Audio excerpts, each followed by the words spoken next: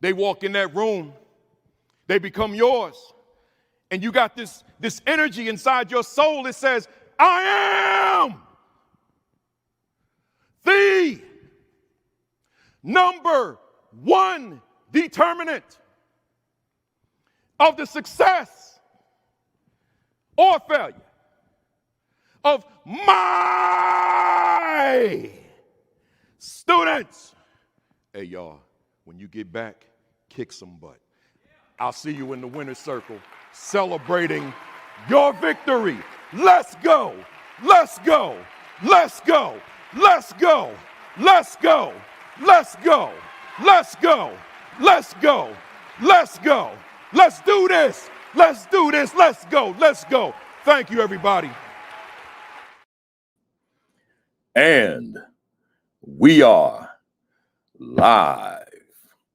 Good morning. Good morning. Good morning. Good morning.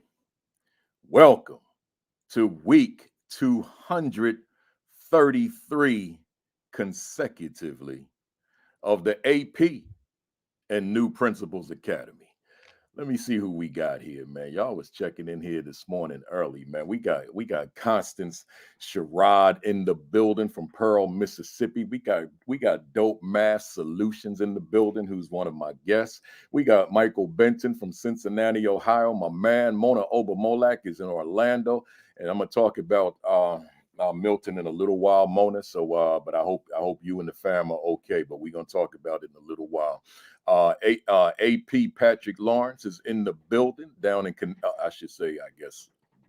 up in Connecticut. Where we at? Rodney Richardson is in Hampton, Virginia. Where we at? Takesha High is in Virginia. Grace Castaneda is in Houston this morning, Houston, Texas. Ronald Pugh is in Cedar Hill, Texas. Solomon Bazue is in the building. We got Marsha Poe in San Diego. Tashika Truesdale is in Atlanta. Robin Snowden in Fresno, California. Scott Wiley, Chester, Virginia. Chancellor Davis, Las Vegas, Nevada. We got Lysandra Brackens in North Carolina. Nadira Coley is here in Jersey. We got Black Girl Mathgic. That's interesting. Black Girl Mathgic in Detroit. The D. Joe, your baseball fan, Black Girl Mathgic, Detroit and Cleveland. See what happens playing the Yankees. Rod Laws, he said, Hotep and Harambe. Hotep and Harambe back at you. Somebody said, what's he talking about? Peace and unity.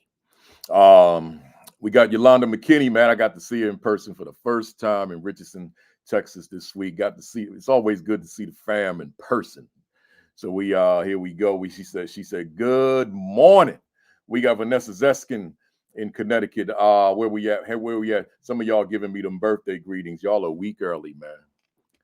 Give me another week to be 63. I'll be 64 on October 22nd. Give me another week. We be doing that one live from Montego Bay. So tune in. I got the superintendent of New Orleans Public Schools is going to be my guest, Dr. Avis Williams. So y'all make sure you put that on your calendar. We got Dr. McKeeva Jeter, retired principal. Dr. McKeeva Jeter is in the building from Calumet City, Illinois. We got the good Dr. Sheikah Houston in the building, South Carolina. If you missed her this morning, her and Dr. Tammy Taylor, you make sure you check them out there every Saturday morning at 10:30, preceded by Sean Hurt, man. They both were dropping gems all morning long. 10 o'clock, Sean Hurt. PDP podcast, Josh Tovar, Marty Morena, Dr. Marty Morena, 7 o'clock Eastern time, Sundays. And then I'm on 10:55, obviously. We got John Hurix in the building, man. That's another one of the fam. I got to be in person with him again. That's not our first time, but always good to see my brother, John Hurix, out in Denton, Texas. September, Devon Vance Daniels, Jersey is in the building. Melissa Jones Chunu, Tulsa, Oklahoma is in the building. Stacy Joy out there in LA is in the building. If you missed the sessions, a lot of these folks, they've been on with me. Stacy Joy, Melissa Jones Chunu, check them out. Sheikah Houston's been on multiple times. Check them out. We got, I'm getting ready to close it down. There's the good Dr. Tammy Taylor in the building. The other half of Create and Educate. Dr. Rella Hicks is here from Augusta, Georgia. We all over the place. I'm getting ready to shut it down. Jacqueline Harriet is Nova Scotia, Canada. Coach Central is in the building. Alva Walker. Oh, there she is. Alva Walker. That's my guest next Saturday. Man, we going one-on-one, man. We talking special needs. Look here, y'all. I'm getting ready to shut it down, but mark your calendar. Today is very important. Mathematics, and next week is very important. Special needs. So make sure you mark your calendar. Hit somebody and share with somebody right now. Text somebody, tag somebody, let them know we here talking math for the next 2 hours. But Alva Walker, next week we're talking special needs, we're talking trauma, we're talking a lot of stuff from an expert out in Dallas, Texas. I'm getting ready to shut it down. Here we got Shayla Esho Manigault. Madison. I know I messed that up. Y'all, I slept really weird on my left eye last night. I can't see, y'all. I can only see out of one eye right now. This eye, I might as well have a patch on it. I cannot see out of it.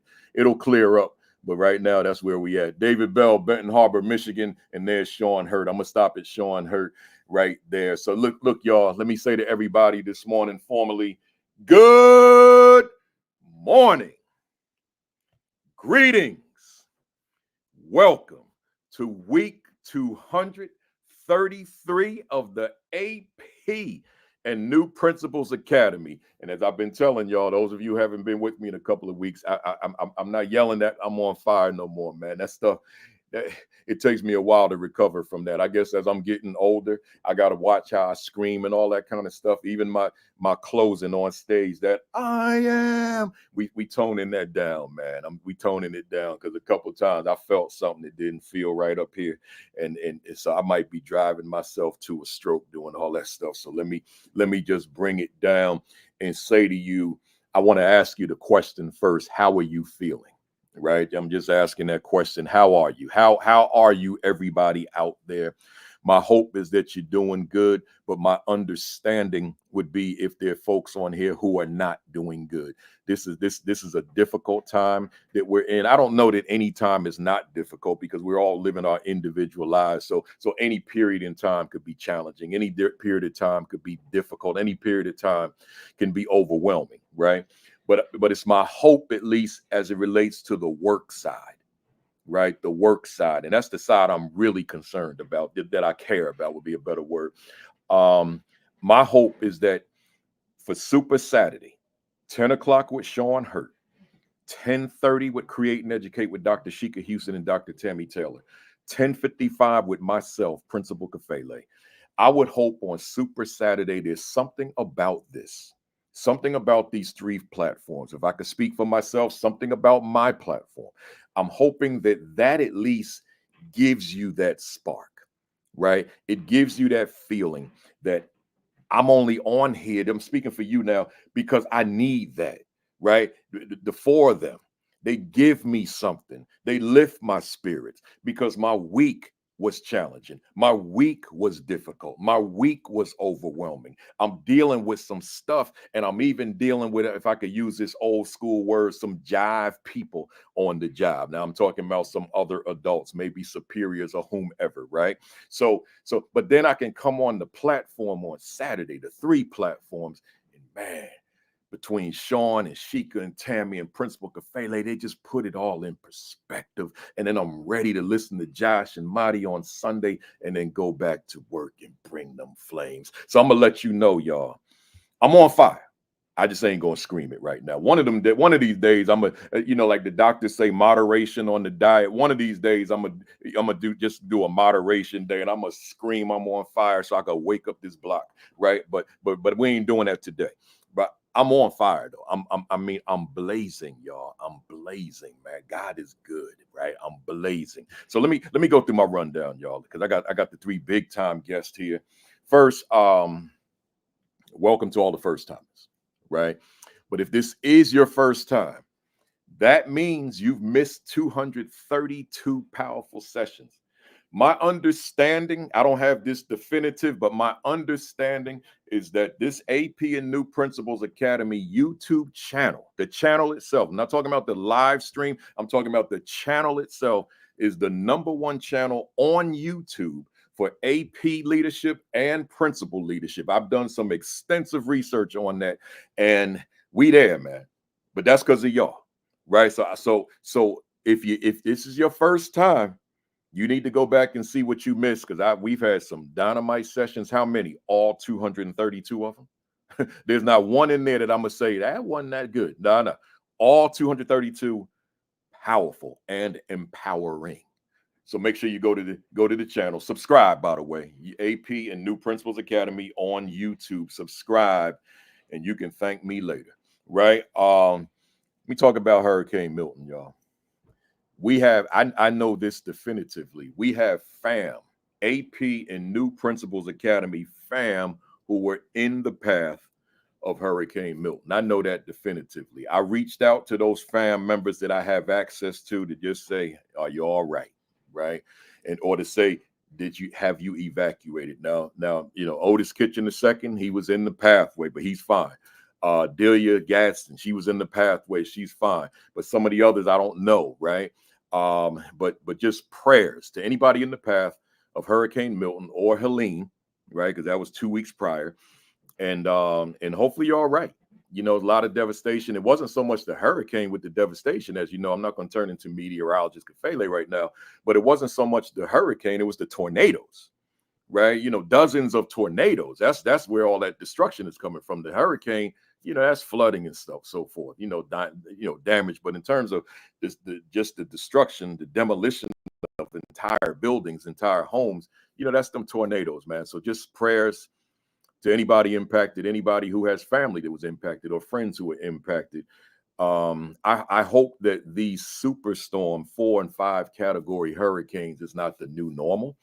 Then it's not a first time. We've seen storms this powerful. We've seen it before. It's not new, but we're just hoping, I'm praying that it's not a new normal, right? Where, we just, because we know we're going to get hit by hurricanes every season. We know that. But Cat 4s and Cat 5s, that's frightening. And then those spawning dozens of tornadoes, that's frightening. That's, hopefully that's not a new normal. Enough there. Shout out to the Ohio Association of Secondary School Administrators in Columbus, Ohio, that saw fit to bring me in as the keynote this week. We had a great time, and shout out to those AP New Principal Academy fam members who were in that audience. Just love to see y'all. I really do. It's big to me. It matters to me. And then shout out to Region 10 Educational Service Center and Principals Conference in Richardson, Texas, right off of Dallas. Man, it felt like the whole room was fam, man. I mean, we didn't even start on time because I was busy taking selfies, right, and signing books. So it was just a lot of fam in the room. Shout out to them. Shout out to Lancaster, because y'all came in large numbers. ISD, and I'm just elated. I'm elated by the platform. I'm elated to see the fam in person, right? To be able to embrace one another, to take pictures with one another, to sign your books, right? To do all that kind of stuff, and just to be in your company and to be able to share with you in person as opposed to virtually. Next, this is the last week, almost the last day of Hispanic Heritage Month, and I've been lax in talking about it. Just so much on my mind, so much on my agenda. But I said to myself, I'm not going to overlook it this week. But Hispanic Heritage Month, I hope you did a lot around that. I need to do more. In hindsight, I probably should have done something different for this month between September and October on the platform, but we'll get it next year. I'll be here for a long time. I ain't even worried about it. God's still using me, so I'll be here for a long time. So we'll do that. We'll do that moving forward. Hey y'all, the books that accompany this platform. This is my baby right here, the Assistant Principal 50. So if you don't have a copy, those of you who are assistant principals and aspiring assistant principals, this book was written for you. But if you're a principal and maybe you're not using your assistant principal the way you should be using your assistant principal, then I wrote this for you. If you're a superintendent or an assistant superintendent and you know you got assistant principals in your school being full-time disciplinarians, being full-time cafeteria monitors, being full-time bus aides, being full-time inventory clerks, and all that other tertiary stuff that has nothing to do with moving the academic needle, then you need this too. I'm talking to the superintendent now. I'm talking to the board members now. I'm talking to the assistant superintendents, the directors, the AP. If that highly paid assistant principal is somewhere reading disciplinary referrals, you are wasting money. and you are wasting a human resource. That person should not be that person. Well, Principal Kafele, who's going to do that work? As soon as you pay attention to the culture, the work will work itself out, right? It's the culture of your building that's forcing that AP to have to be that full-time disciplinarian. Enough said. Then while you're there at Amazon, get the assistant principal identity, right? It accompanies the assistant principal 50. But then while you're there, get the aspiring principal 50, right? But then while you're there, get the principal 50, right?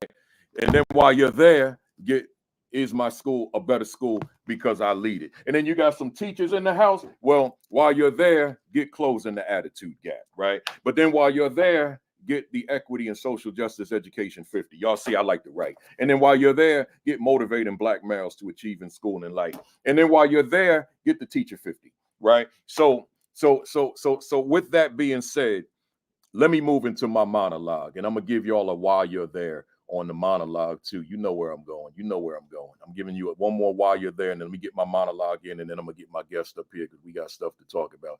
I just got to remember where I put my other while you're there, man. I don't even know where I put it. It's somewhere on here. Y'all gotta bear with me a minute because I forgot. Oh, here it is. Here it is. And while you're there, let me get rid of that logo. Get my new joint, right? It's not even in print yet. But it's y'all kept it at #1 on Amazon last week. Was incredible for pre-order.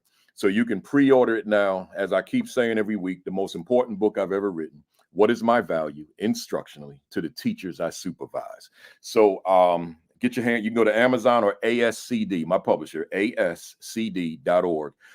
Order it now because for the past 4 books I wrote, they sold out on release date. They sold out. None left. Right. So that's one year, I think it was 5,000. Another year it was like 7,000, whatever it was. They sold out completely on release date. So order it now. So my publisher, hey, ASCD, y'all listening? So that my publisher knows the demand for the book and then they print enough copies. I'm hoping they print at least 10,000 of these. Right. So order it now and get it out the way. Just go to Amazon. Go on your other device right now in real time. Let me do this monologue right quick and then I got to bring my guest up here. Listen, y'all. My monologue is called, I'm going to keep that book up there to remind you. My monologue is called Mastering Your Craft. Let me say it again, Mastering Your Craft. One could say that my monologue is the sermon before we get to my guests, right? So let me preach for a second. Mastering Your Craft. Let me personalize it first. I was a teacher from 1988 to 1997. In my 4th year of teaching at Ashland School in East Orange, New Jersey, they named me the Ashland School Teacher of the Year, the East Orange School District Teacher of the Year, the Essex County Public Schools Teacher of the Year, and New Jersey State Finalist Teacher of the Year. I poured everything that I had within me into my craft of teaching and learning. I poured everything. Let me get this book out the way. It's bugging me. I poured everything into my craft of teaching and learning, right? I wanted to be amazing, if I could be honest and transparent. I wanted to be phenomenal. I wanted to be extraordinary. Why? So that people can pat me on the back? No. If I'm operating like beyond what I could put on the camera, like way up here, that means my students are operating up here. There's no justification to look in my mirror and see amazing and the students are failing. That don't make sense, right? So if I'm gonna look in my mirror and see something extraordinary, something phenomenal in terms of the work, not me, but just the work, then that means my students got to be performing at those levels. So I want the students to perform at the highest level. So therefore, I've got to be performing at the highest level. So therefore, I got to master my craft of teaching and learning. Let's go to principalship. I did that for 14 years. I got so many awards in principalship. I shouldn't even be saying this publicly, but most of those awards are in the closet back here. We don't have no wall space for them. I got 150 plus, right? But I'm going to tell you something. I poured into my craft, man. My craft of leadership. I wanted to be the best version of myself as a leader. So I poured into me. Last one. Y'all know what I do for a living. I'm a speaker, man. I'm a consultant. I'm a Saturday morning live streamer. Let me not even talk about the consultant side. Let me not even talk about the speaking side. Forget that. It speaks for itself. Let me talk about this Saturday. I want to be vulnerable. Being vulnerable is healthy. That's a good. I want to be vulnerable. I want to be transparent for a minute. This Saturday platform. This is the 233rd week consecutive. We in year number 5. This was supposed to be 18 weeks during the pandemic. Stay at home. We all home. Let's just talk on here for 18 weeks to the AP's virtual AP Leadership Academy. It evolved into AP and New Principals Academy. But this Saturday thing, man, if there's somebody on here right now and you think I wake up on Saturday and just come to this screen and just start running my mouth, you sadly mistaken. I start planning for this on Sunday before. I've been planning for today since last Sunday. Last Sunday. Because this is part of my craft, y'all. I'm trying to be the best me at this. I ain't trying to be better than the next person. I don't do you. You do you, you do you. I'm trying to be the best me at what I do. See, I'm trying to master my craft. This Saturday Academy is part of my craft, not just something I do.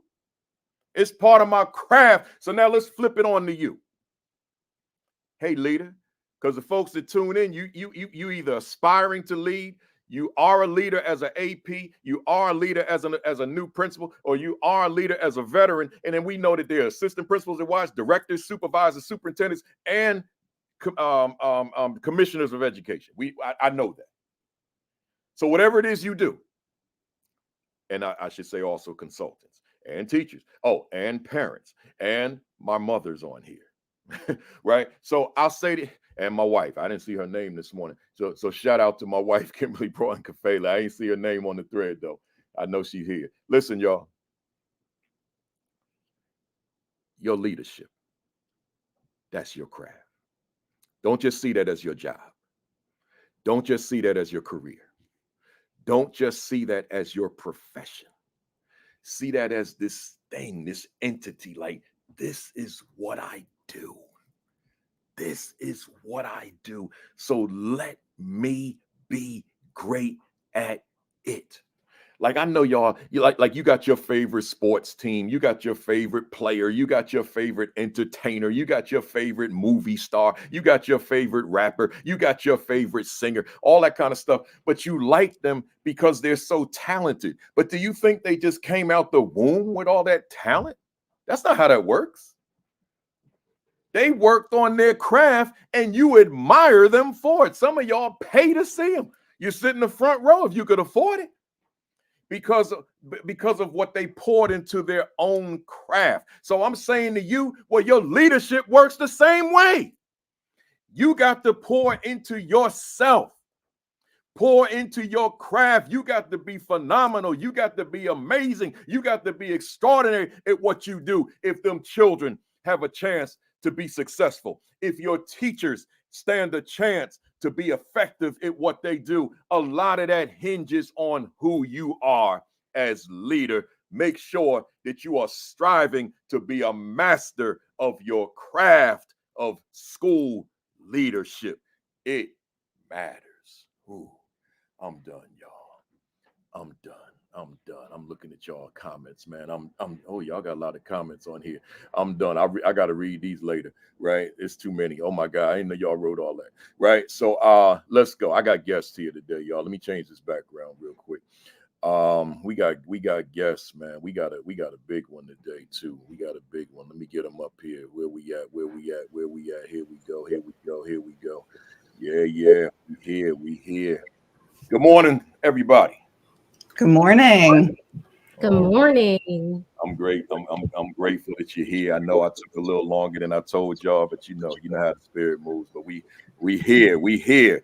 You know, to the fam out there, we talking math today, and I'm not going to take credit for putting this session together. They reached out to me and said, "Yo, you need to be talking some math, right?" So it just the stars lined up, and the three of them got them here at the same time. So I need you all to know who's on the screen. These are experts. One of y'all turn your volume down for me because I hear myself coming through your speaker. But let me tell you who we got here. I want to start with Dr. Pamela Seda. As a CEO, and I'm going to read these quick, y'all. There's a lot of information here, but I'm going to read them quick for you. As a CEO of Seda Educational Consultant, Dr. Pamela Seda helps leaders support teachers in meeting the needs of marginalized math learners so students are empowered to do the hard work of learning. She is the creator of, how you pronounce that, Doc? I see you care. Oh, I see you care. Okay. I see you care. I see you care. I got what you said. I see that play on the left. I see you care equity framework and the math card game called Vang Game. She is also the president of the Benjamin Banneker Association and co-author of Choosing to See, a framework for equity in math classroom, which is in the math classroom, which is sold in 16,000 copies. I might throw in something, y'all. When I just said the Benjamin Banneker Association, if there's somebody out there in the fam right now, and that name Benjamin Banneker is not a name you know, do me a favor. As soon as we go off today, or as soon as you leave, hopefully we go off before you leave. Google Benjamin Banneker, Google him, and learn who that man is. Because and if your students don't know Benjamin Banneker, I'm gonna say to you, that's a problem, right? That's a problem. So make sure you Google Benjamin Banneker. Enough said. Because I feel like I'm getting ready to teach who he is. And let me stop. And co-author, I said that.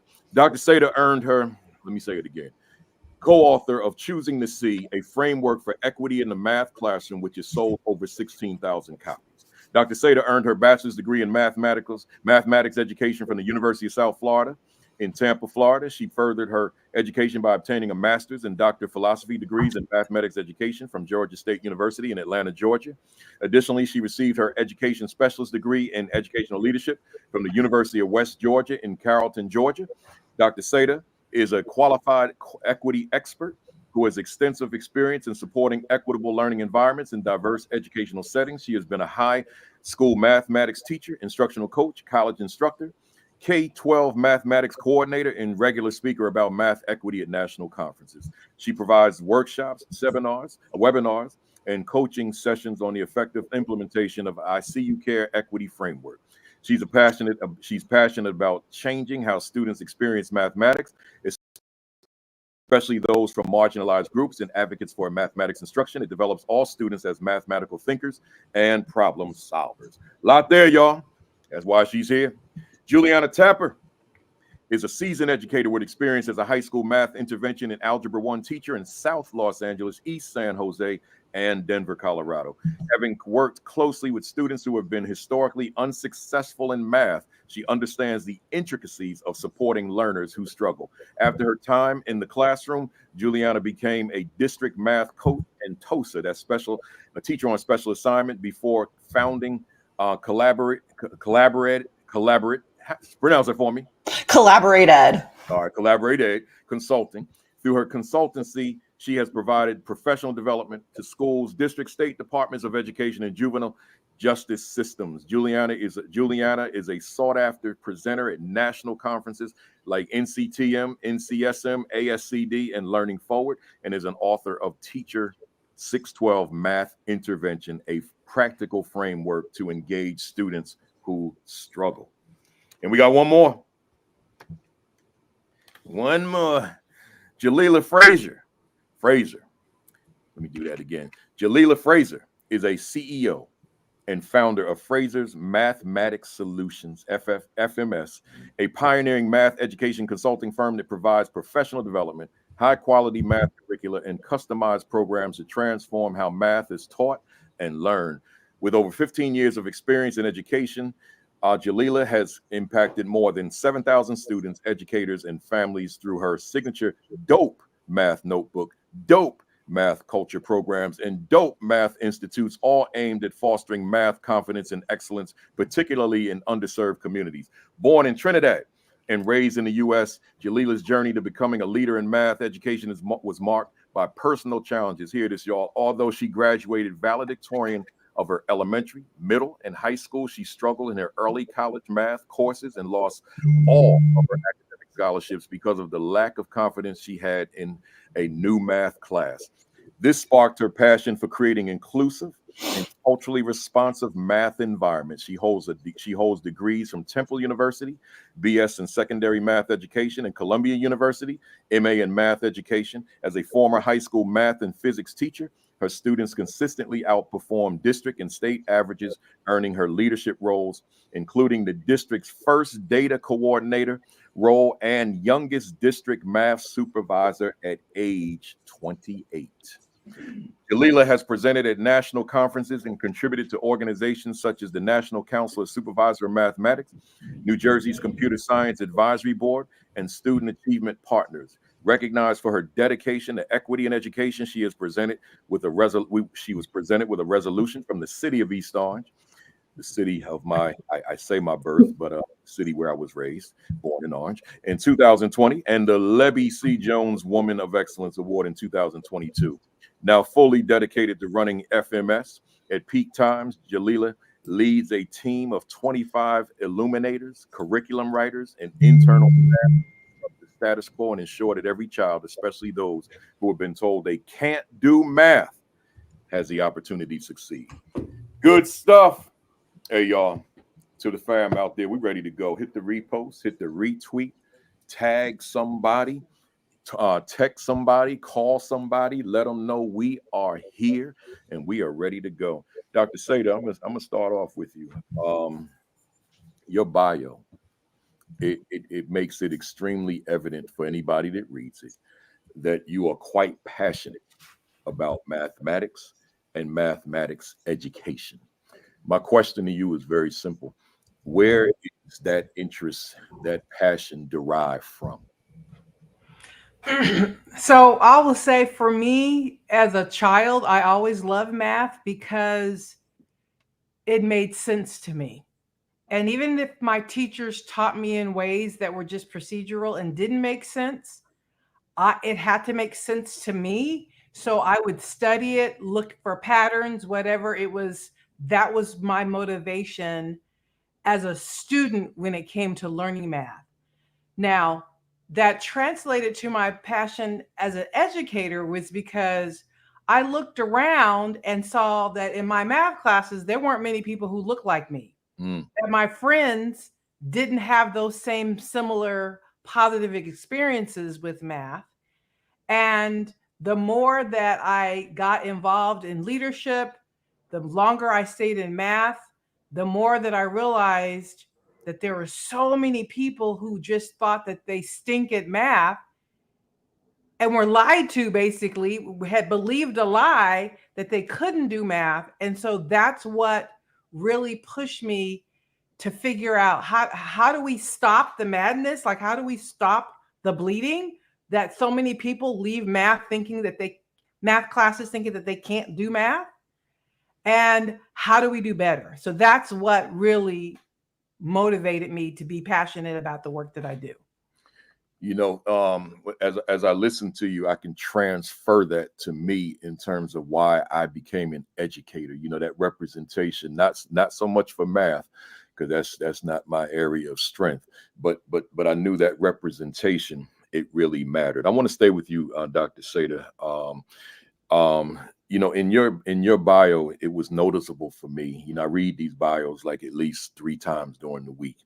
And the word equity, I actually counted, comes up 6 times between the word equity and equitable. You probably didn't even know that, right? But it came up 6 times as I read it. That means to me that equity is really important to you. It's an important component of the work you do. In fact, you speak regularly, and you talk about math equity at these national conferences. So my question to you, explain to us from your vantage point, what is equity, right? Well, like what does that word mean? Because there's no universal definition. So from your vantage point, what is equity? And more importantly, what do you mean by math equity? Certainly. So firstly, because equity has become a bad word in certain spaces, including in the state of Georgia, where people are removing it from that. I realize people are intentionally misrepresenting that word. So because of that, I came up with my definition. And every time I speak, I say, this is what I mean by equity. And it's simply every student getting what they need to be successful. every student gets what they need to be successful. So what does that mean? It's specifically in mathematics. Well, it means we have accomplished equity in mathematics when things like race, gender, zip code, uh, special ed status, uh, proficiency in the dominant language are no longer predictors of achievement in math. And right now in our country, all of those are stronger predictors of achievement in math than anything else. Mm. And so until those things are no longer the strongest predictors of success and achievement in math, then we don't have equity in math. People aren't getting what they need to be successful because we've decided that some kids, only a certain percentage of kids are going to be good and successful in math. And we've just kind of gotten complacent and have normalized failure, especially failure for Black children. Yeah. So give me that definition, that equity definition again, because I want to go somewhere with that. Everyone gets what they need to be successful. Everyone gets what they need to be successful. So now here you are, like myself, you and I have the same experience, that there are places that they don't want us to bring that word equity. Like they'll literally tell me on the Zoom call before I get there, Kafele, like don't mention equity here. Right. You know, we'll be doing so much damage control when you leave internally and externally. So could you just not bring it? But then, like I said before, Doc, equity, everybody's got their definition, but there's common threads. Like yours is tied right to mine, meeting young people where they are as they are.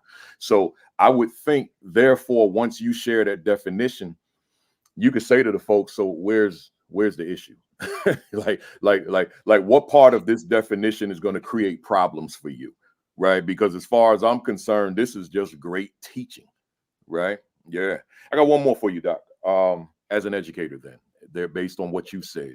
Who is Dr. Pamela Seda? Who are you? I would say first, I'm still a teacher. I'm always a teacher. And as a teacher, I'm always learning how to better meet the needs of my students. So I would say that's first. And I'm a student of how do we do this system of math instruction nationally better to meet the needs of our kids. That's who I am. Love it. Love it. Let me go to Juliana. Juliana. Yes. And Juliana, having worked your bio, I want to read something from your bio. It says, having worked closely with students who have been historically unsuccessful in math, she understands the intricacies of supporting learners who struggle. My question to you, my ask of you, what do you mean by, explain what you mean by understanding the intricacies of supporting learners who struggle? What does that mean? Yeah, I think there's a lot to that. Like teaching a classroom full of students, my experience has always been 9th graders, 10th graders, 11th graders who have failed math every year since 5th grade. And here they are in Algebra 1. Maybe we're repeating Algebra 1 for the second, third time. And so there are a lot of layers to that. When you are working with students who have failed math for so many years, there's a lot of math trauma. There's a lot of math anxiety that we have to work through. I know the other two women on this call, we all have a common thread of the importance of building culture and community in our classrooms. And like that cannot be understated with working with students who struggle. And I feel like their confidence in math is just so low. It's like, what can we do? There are intricacies there about how can we help grow their confidence as mathematicians and help them to achieve highly in mathematics. Love it. Love it. You know, like Dr. Seda, your bio makes it clear and evident that math is your thing. That's your passion. That's your area. So same question I asked Dr. Seda, where's that derived from? Where's that interest, that passion coming from? Yeah. So for me, you know, I am white. I grew up very privileged in Santa Monica, California. And my parents, my parents were first generation college students. My mom is an immigrant, and but my parents were both very successful in the, traditional education systems in the U.S. And I knew I was going to go to college. I wanted to go to college. My parents even had a college tutor for me. And then I got to college and I graduated from college and I was like, wait, hold on. My parents understand the system so well, and yet I still had all these supports. What about students who don't have all these supports? And so I started volunteering as an avid tutor in East San Jose after college. And I saw that everyone was struggling with math.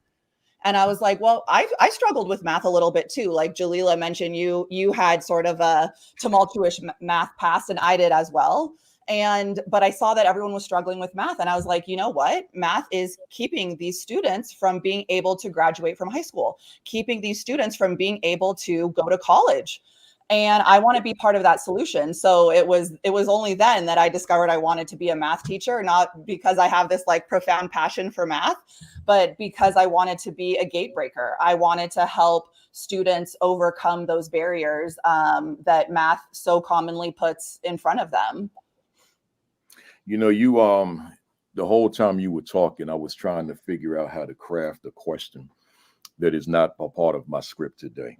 Because of how you prefaced your comments, you indicated that you're a white educator who, I don't know if you used the word born or not, but born into privilege or of privilege, right?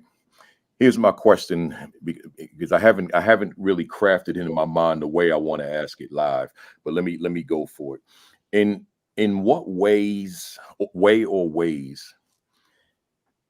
has your privilege either benefited you as an educator or has been a disadvantage as an educator? Yeah. And like, you know, I totally welcome the opportunity to speak freely here. And like, I also welcome the opportunity to receive coaching if anyone, you know, wants to chime in and say anything around this as well. Because to be honest, like I would be much more comfortable to not bring these things up, but it is so important. It has to be a part of the math conversation. We have to talk about, if you're a white teacher teaching Black and brown students, we have to talk about our privilege. We have to talk about implicit bias. So it's uncomfortable, but we have to go there. To me, it's so clear that we have to go there. So to answer your question, you know, I did my student teaching at Compton High School, and then I taught for my first 2 years. I was teaching in Watts and at a charter school in Watts. And my first year was an absolute train wreck. I mean, I just thought I would do exactly what I had experienced in my, you know, white.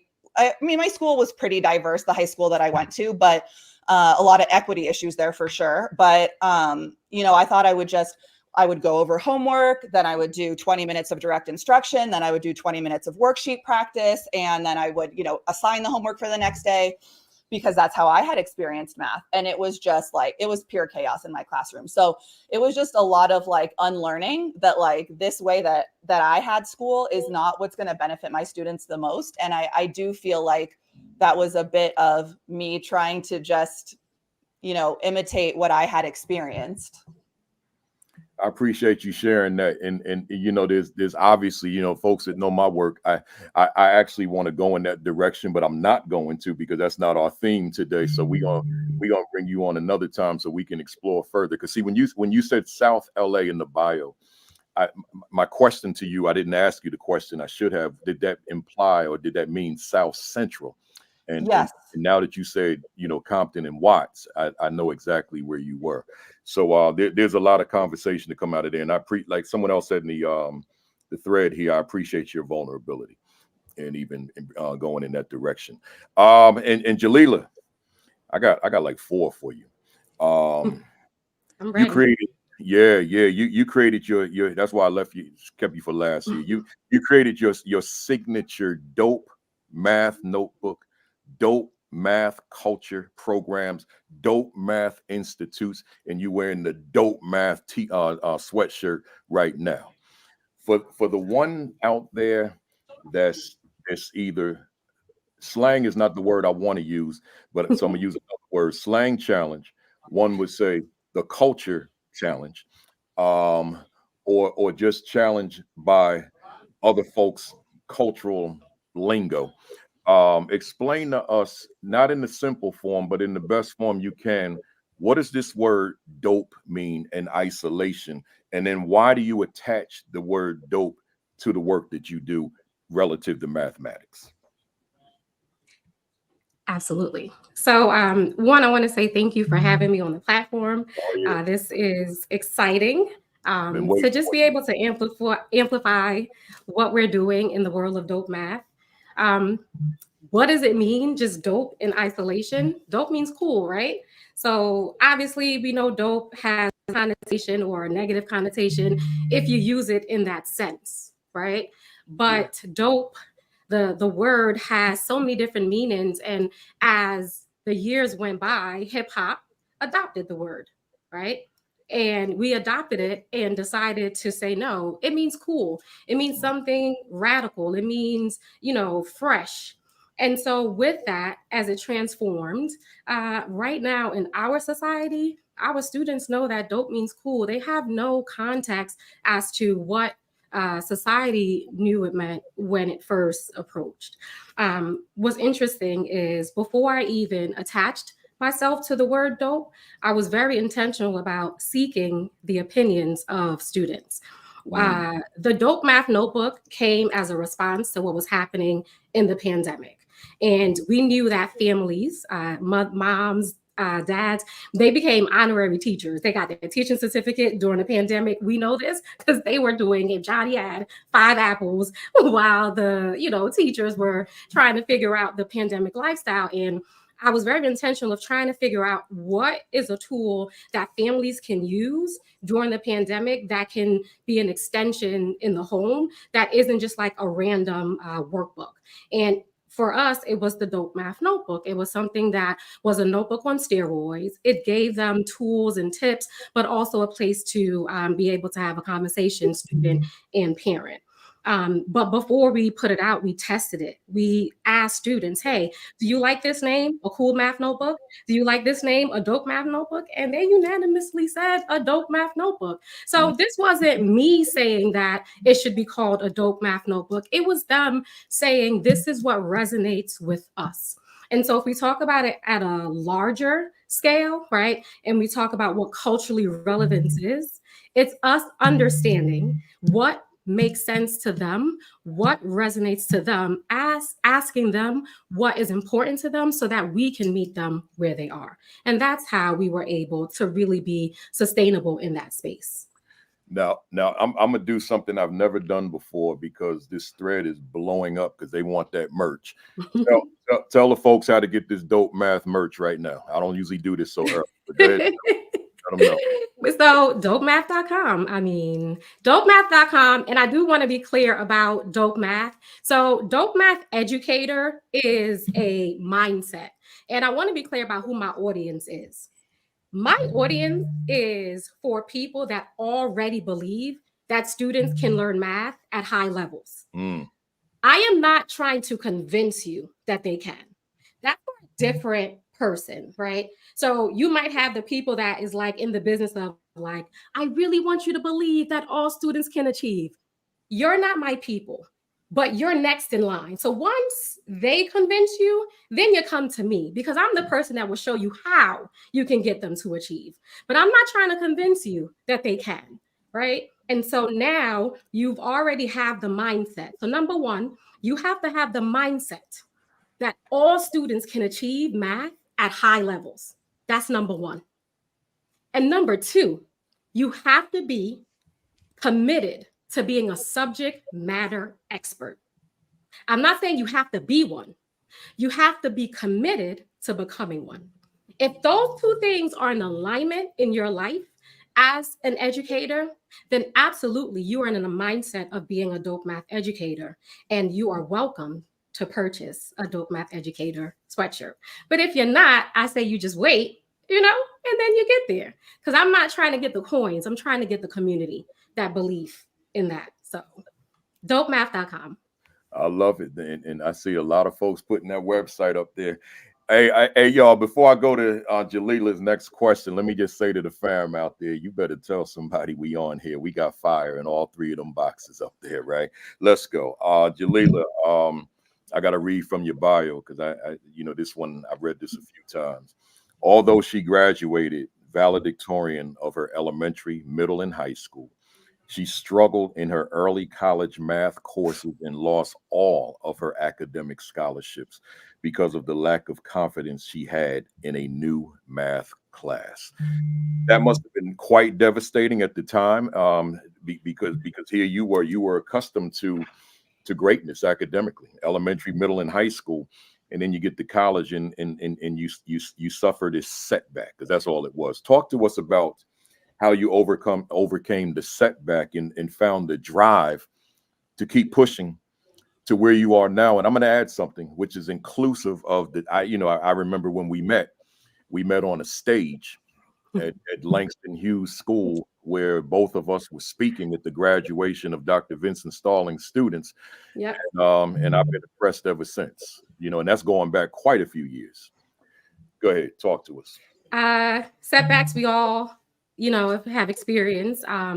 Unfortunately, Principal Kafele, we are from the same place, East Orange. And I think when you were having foots on people's neck, and the whole district had to rally for you. Yeah. I think I was just entering East Orange as a student, and unfortunately, I had the same kind of experience as I was exiting as an administrator. But when I was a student in East Orange, and I had the ability to be a student in Miss Candace Stanley's Algebra 2 class, and she was just an amazing, dope math educator, and added so much value to my life and who I can be. I went to Seton Hall University and majored in applied mathematics.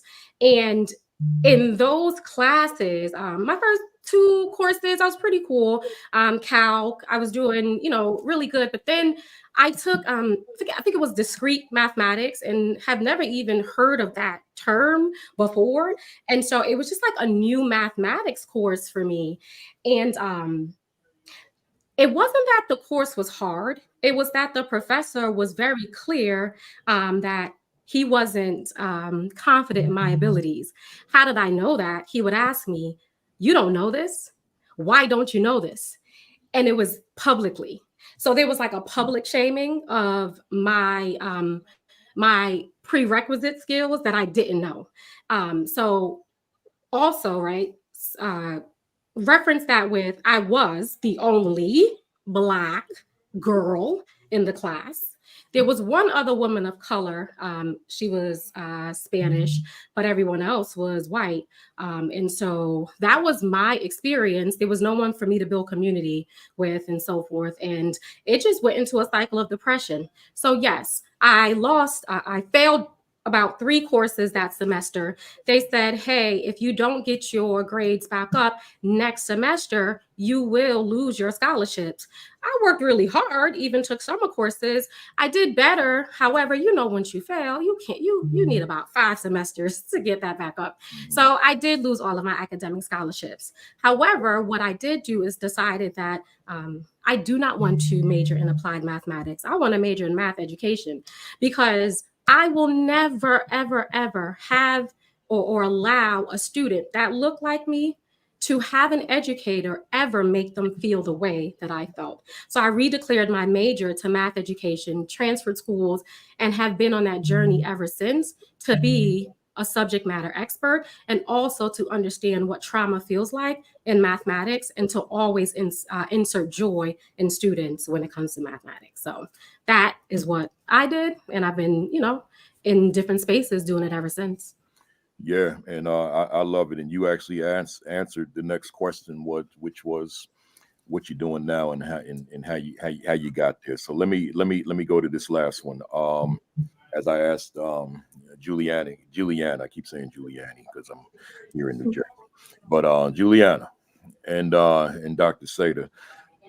So therefore, with all that's been said on Jaliyla, who is Jaliyla Fraser? I'm a dope math educator, and I'm a dope math educator trying to make sure that educators, families, and students get the tools and resources that they need so that students feel seen in their math journey. That's who I am. Love it, love it, love it. Let's go to these talking points, y'all. To the fam out there, as the regulars know, I asked my fam to tell me something you're passionate about, and then we roll from there. So they gave me quite a lot. So I want to go to you, Dr. Seda. and you specifically requested these first two. So let me put this first one on the screen.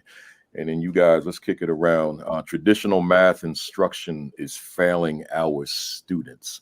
That's coming from Dr. Seda, and that's a powerful statement. Traditional, let me put that back. What am I doing here?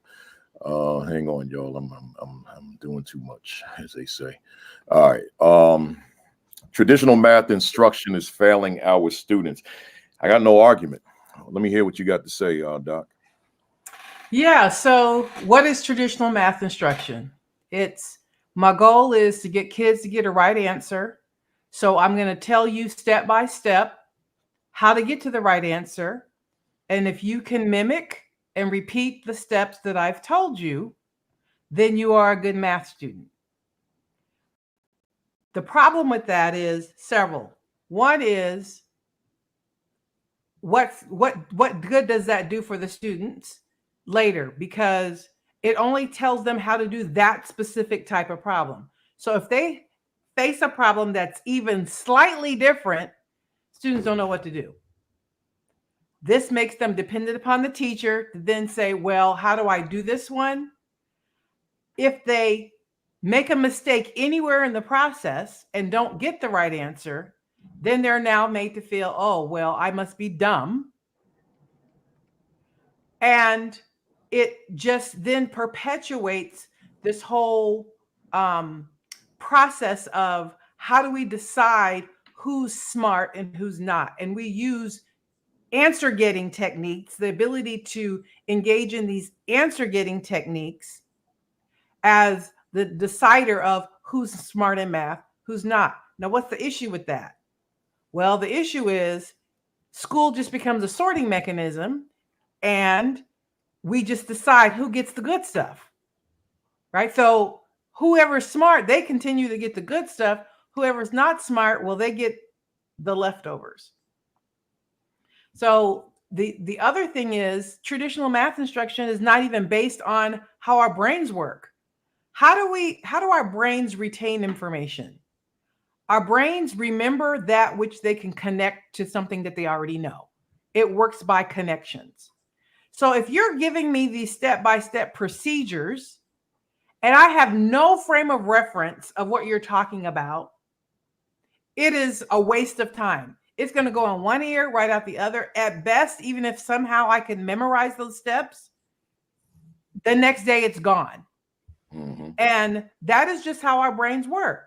So we're continually perpetuating inequities because we're privileging the students who have prior experiences, who come from privileged backgrounds, who have ways to connect to whatever the procedures that the teachers are teaching. But kids who don't have that prior knowledge, who don't have those privileged experiences, they have nothing to connect to, but they internalize it and they're made to feel like, oh, I can't learn math. It's me. I'm dumb.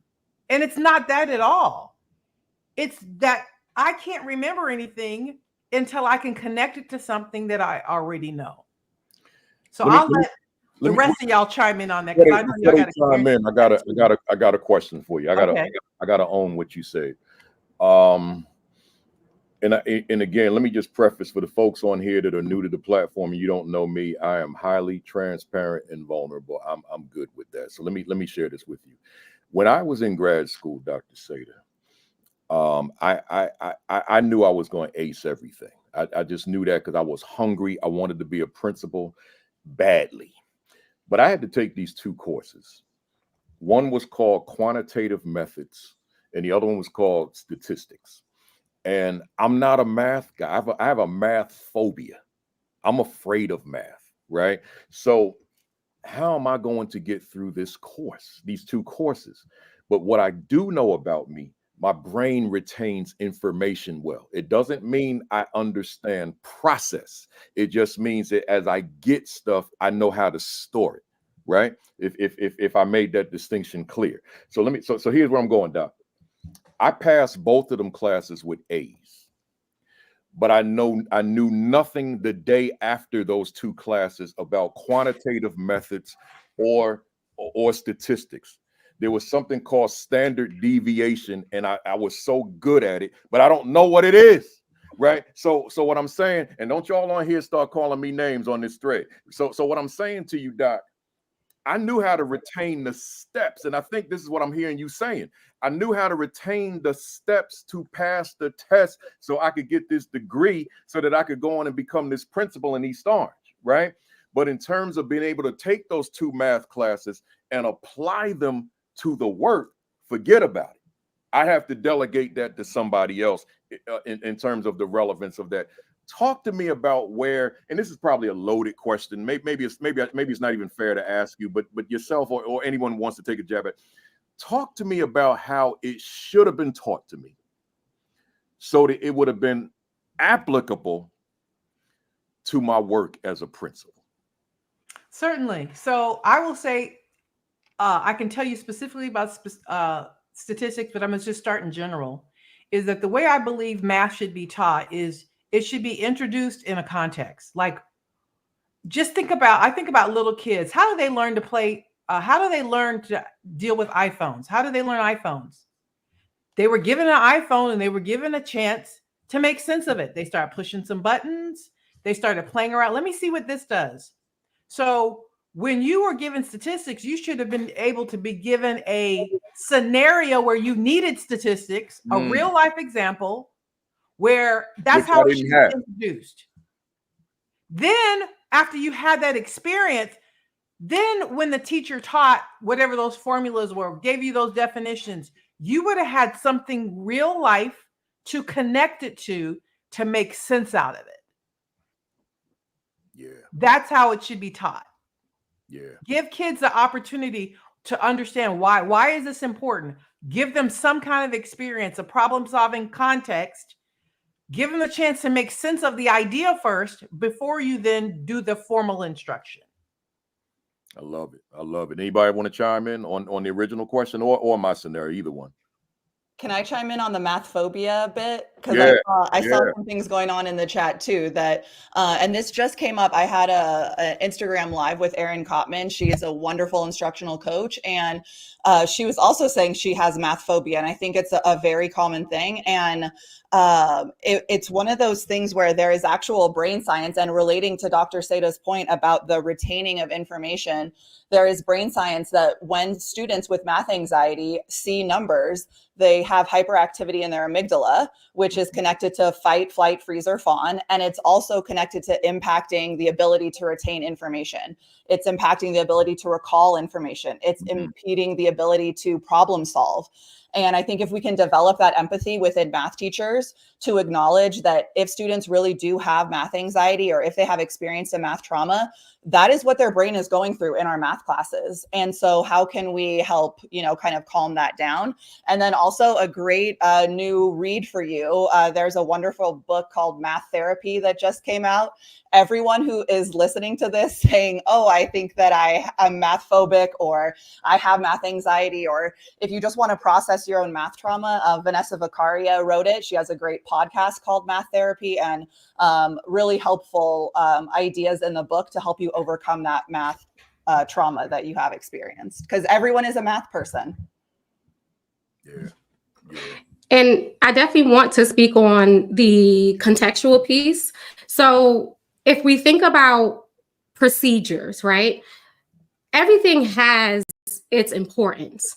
And there's like a big math divide or divide of theories, right? Like, we shouldn't teach tricks. We shouldn't teach, the procedures and so forth. And so where I stand in it is that procedures are important. They're just not important first. And we do need access to those procedures. For example, right? I wouldn't want to know how to drive a car unless I read about driving a car first, right?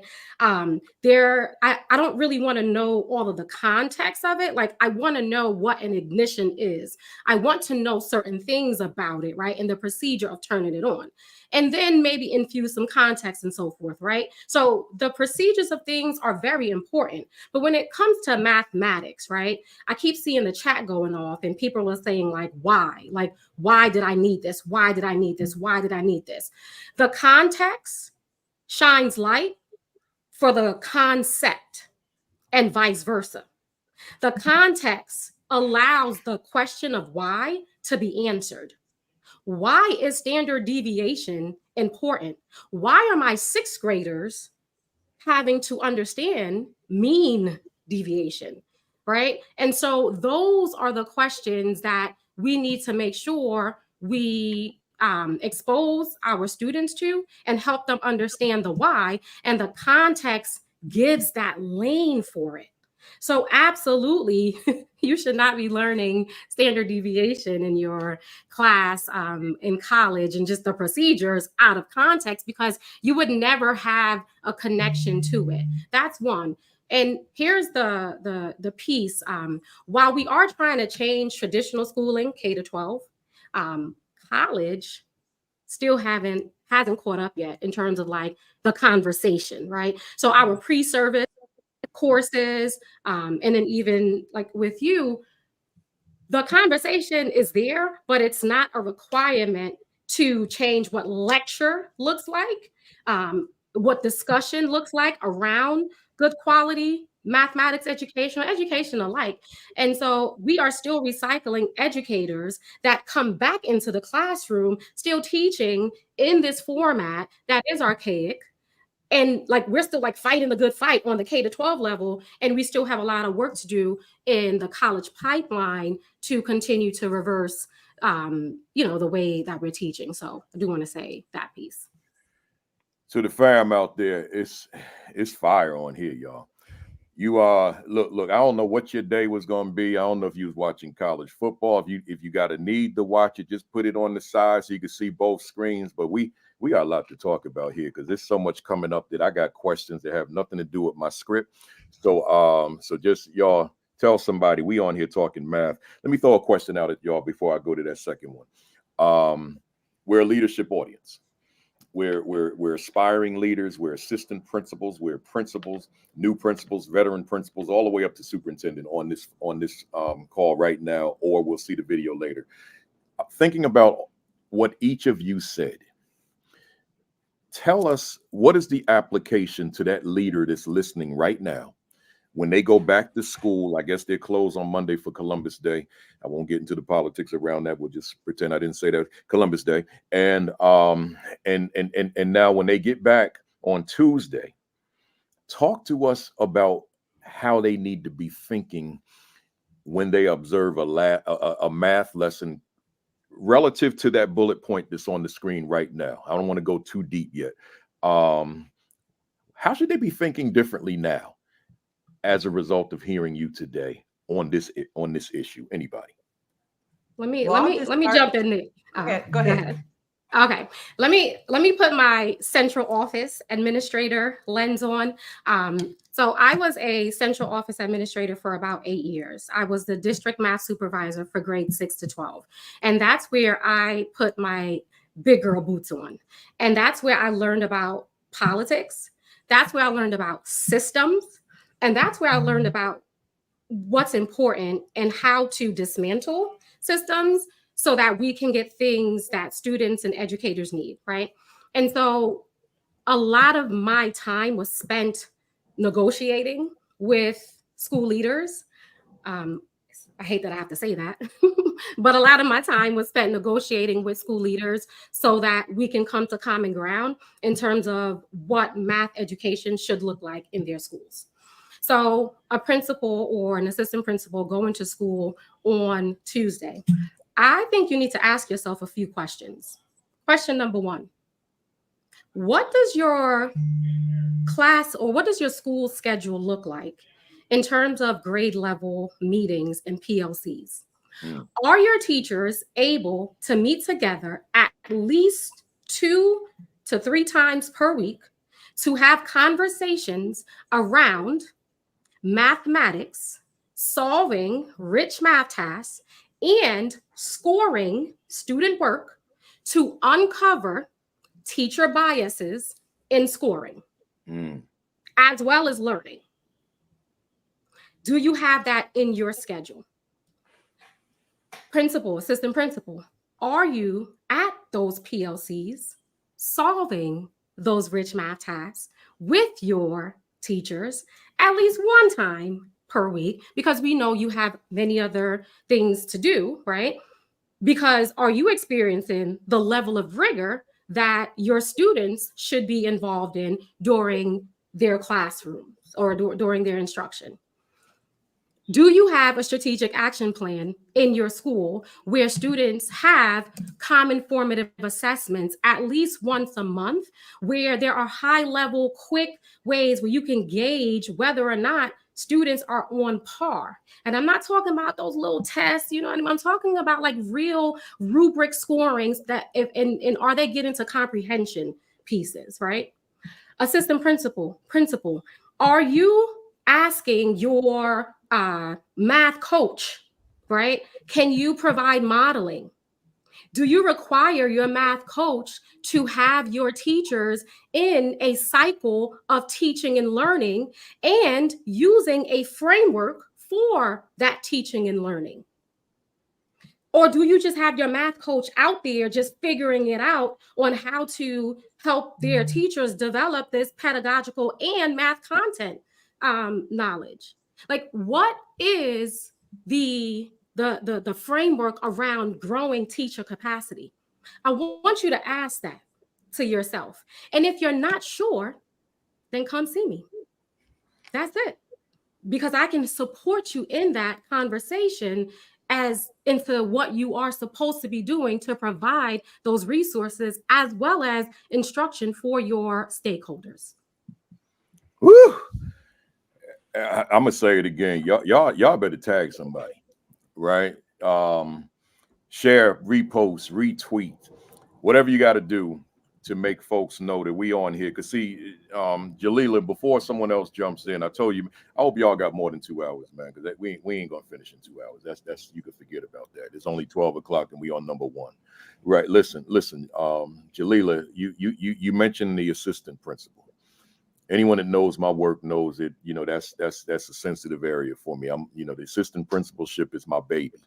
Right. That's why I wrote the books I wrote for the assistant principal. So that assistant principal, there's an assistant principal that just listened to you just now. And on the one hand say, amen. But on the other hand said, but I could never be that person in my current situation because I'm going to be reading disciplinary referrals on Tuesday when the students come back to school. That's predictable. What do you say to that, AP? Matter of fact, Jaliyla, you probably had that conversation in East Orange, and you might have had those conversations with people who were older than you, and that may have been an impediment in and of itself. Go ahead and talk. I mean, we could have another conversation about the systems in place when it talks about trying to be innovative. But pushback happens and, hey, who are you? You haven't been in this role long enough, right? But then I'm already always have been a force, just period, right? And so I don't really know what no is, especially if I know who I'm trying to service. And you have to also understand, I was very intentional about why I said born in Trinidad. I said born in Trinidad because when my family came here, one of my family members, although they started school and finished kindergarten in Trinidad, they literally put him back in kindergarten in the United States, no test, just said that we think your educational system is different, so you just need to do kindergarten again. So like when we talk about equity, that was not equitable at all. And it's important to know like my roots and where it comes from, is because I'm passionate about the things that we do at Fraser's Mathematics Solutions. And I'm passionate about like everything is like very Trojan horse. Like we do math well. We do curriculum at high levels. We do programming at high levels, but we're not like out here saying, DEI, But when you talk to us and you have a conversation with us and we bring things to your school, you're very clear who the audience we're serving. We're very clear, and you're very clear about it, because if we're working with your parents and we know that your demographic of people is Haitian Creole population and is Spanish or Portuguese, our translators are coming with us to support that population, so that your families will say, oh, we do need access to this math. We do need support in our Math Institute for Parents. We're going to show you what it means to be, to do K to 2 addition and subtraction, and how you're supposed to help your kids at home with mathematics. Like, we're there filling in the gaps of what it means to be math literate. So, I mean, I'm going off of a tangent because, like, this is what I do. This is what I love. And it's because of all of the things that were a part of my journey. And I saw deny along the way. So, yeah. I love it. I love it. Are we ready to go to number 2, or did anybody want to jump in? I just wanted to add, when we're talking about for leaders, what does this mean? The reality is, firstly, if traditional math instruction is failing our students, you have to recognize what you think is normal math instruction, or even what good math instruction, is not good anymore. So you have to be willing to let that go. So many times when we go into classrooms and we're observing and we see really good, clear step-by-step instructions, because that's what good math instruction for us, and we experience that, then we're like, oh yeah, this is good math instruction. So then the second thing we have to realize is, I may not have ever experienced what really good math instruction is. So I'm going to have to get with some people to figure out what that is. And some of those people are going to have to be the teachers in your building. Having said that the teachers in your building that you're going to have to get with to figure out what good math instruction, a lot of them are in the same boat. They've never experienced good math instruction. So until they experience the types of learning environments that we expect them to create for students, it's not going to happen. And that's going to be a learning journey for you as well as your teachers together. You just have to be honest with that and recognize that. So I can't even go to number 2 now.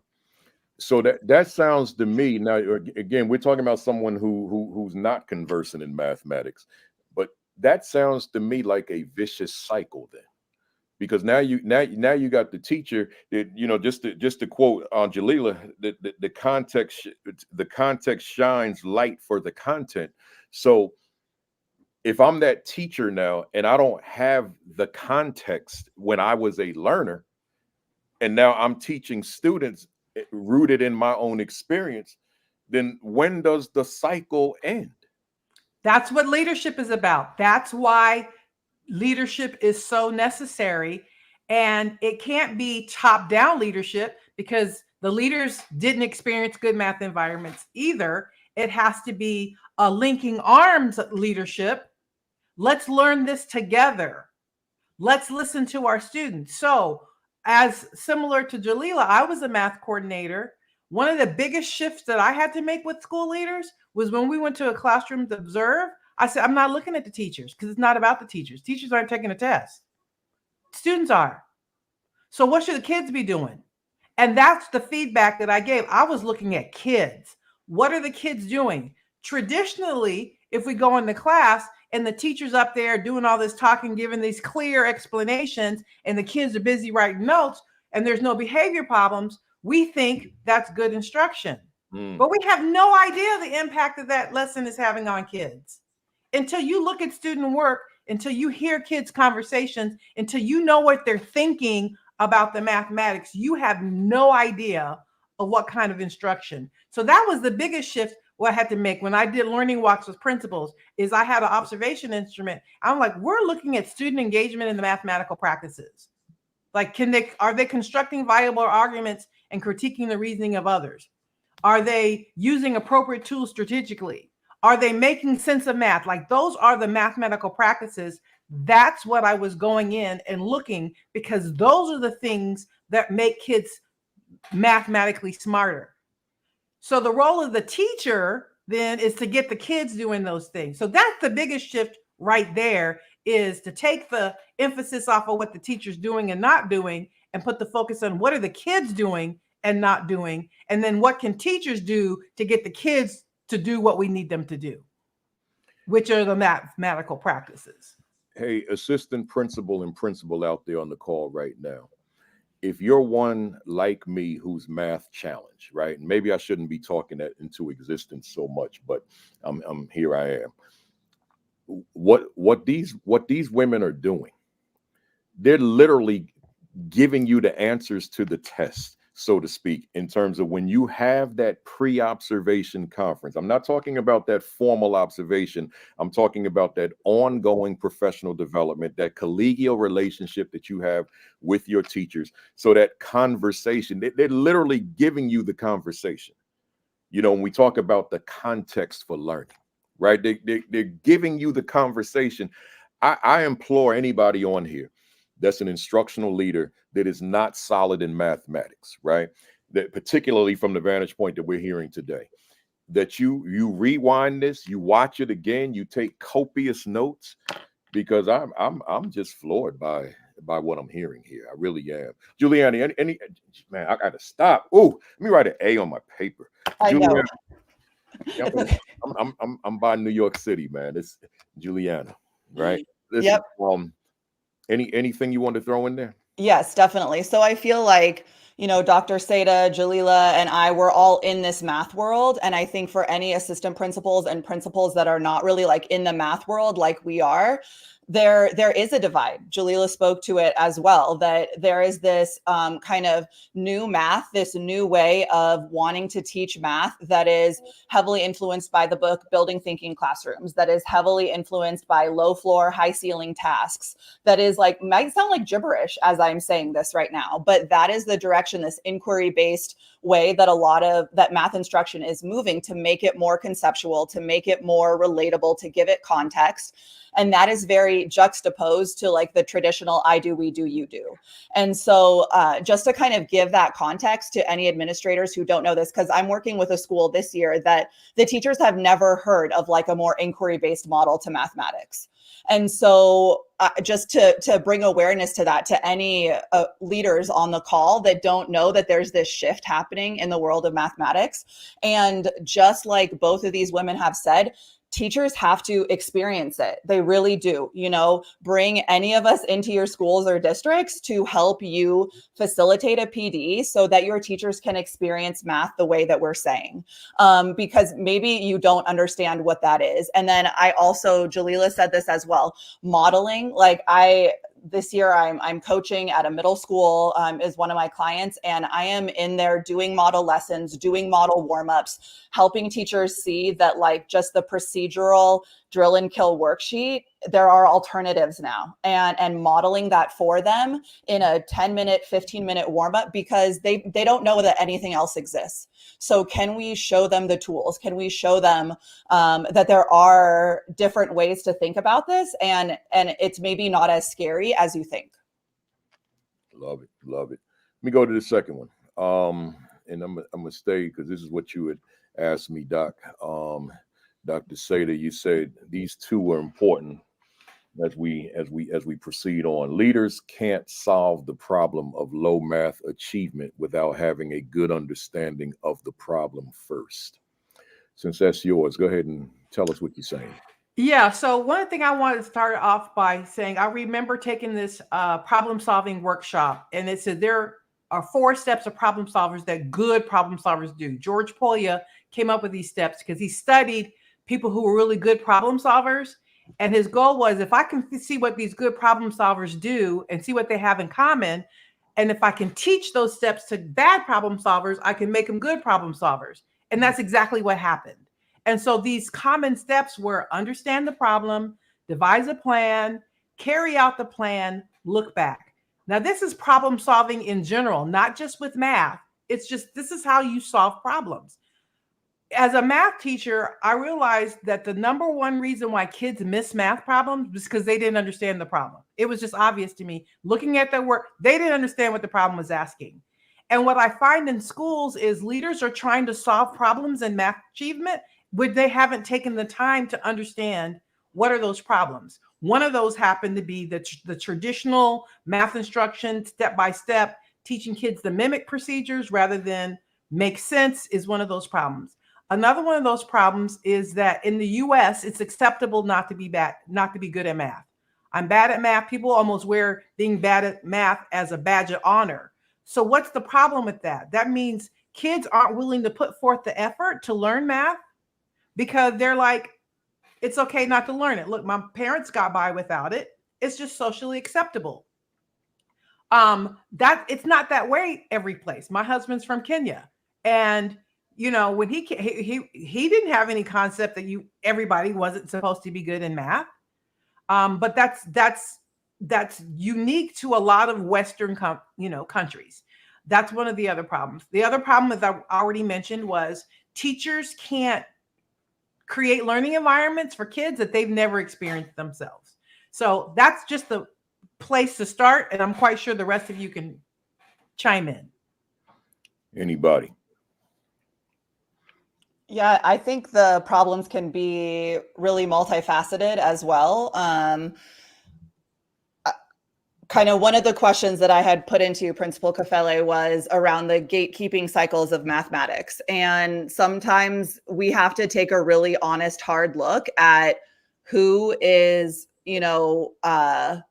not experiencing the math achievement that we want them to experience, who is stuck in gatekeeping cycles of low math achievement, and really take a hard look at that as well, that can be a big part of the problem. Do teachers need training on implicit bias training? Do teachers need help identifying deficit beliefs that they're holding of students? Like, all of that is also a big part of understanding the problem first before administrators can help solve the problem of low math achievement. And let me take it a step further, the interest with it. So Juliana talked about her being a white woman and her having access to certain things, right? But she's also a subset of, she's a woman. And so we think that as access to mathematics and being really good at mathematics is reserved for white men. Yes, we've done a lot of work to dismantle that theory, but the theory is still something that we are trying to focus on. And so how are we creating interest in girls? How are we creating interest for women of color?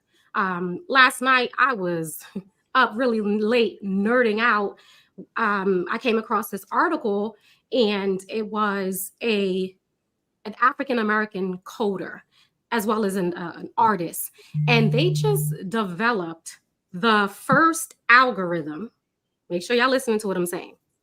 The first algorithm that maps the African-American hair follicles so that video games can precisely code different textures of African-American hair so closely that it looks exactly the way our hair grows from the root. Now, talk about the implications, right? And the applications that this has on the culture. We're talking about video games, right? Access to just being seen, access to the amount of money our culture can gain with that, right? But behind there's math and physics. Behind there's coding. There's all of these different things, but the interest has to be there. So how can we make sure that our teachers are seeing things like that, bringing real life context into the fold, right? And saying, hey, you can do this. You can be this. This can be you. Oh, they can design this based off of you, or better yet, you can design it based off of you. So all of those things, and then the student will say, well, how? Oh, well, you just got to learn a little bit of math. Oh, you just, right? You just want to spark that little bit of curiosity in that student. They're going to go, they're going to fly. So all of those things are just like, it's part of the why. And that's what it is for me. So I'm just excited. Y'all make sure you check out the article. Like, it's really good. I'll make sure to drop the link, but it's mind blowing. Yeah, it sounds like something to read here. Let me one of your There was folks. also one other thing that I want to say about schooling practices in general that I missed was that schooling itself operates as a sorting mechanism, because our schools were never created to educate all kids to high levels. Public education was created so it became a legitimate process for deciding who gets to work in the fields, who gets to work in the factories, and those privileged few who get to have professional careers. Almost all of our schooling practices are just simply sorting mechanisms, whether it's the grading system, whether it's course placement, whether it's grade levels. All of them are sorting mechanisms. And the problem with sorting mechanisms is we're creating winners and losers, and we're not thinking about the impact of the losers and what that does to their identity, what that does to their opportunities. And inequity is automatically built in a system where you have competition and winners and losers. And so all of those things are impacted by stereotypes that we have about girls, what we have about Black people, that we have about English language learners, all of those sorting mechanisms. And so what it was going to require for us, if we look at that lens, we now have to think differently. Instead of figuring out how to sort kids, we have to create systems to figure out how do we all get all of our kids to this minimum level, whatever that minimum level is. And it needs to be up here, but how do we get all kids there and not be satisfied with just sorting kids? So if I could be somebody on the other side of my camera. So I'm on the call this morning listening to the three of you. I'm a leader in my school or an AP in my school. And I'm saying amen all morning.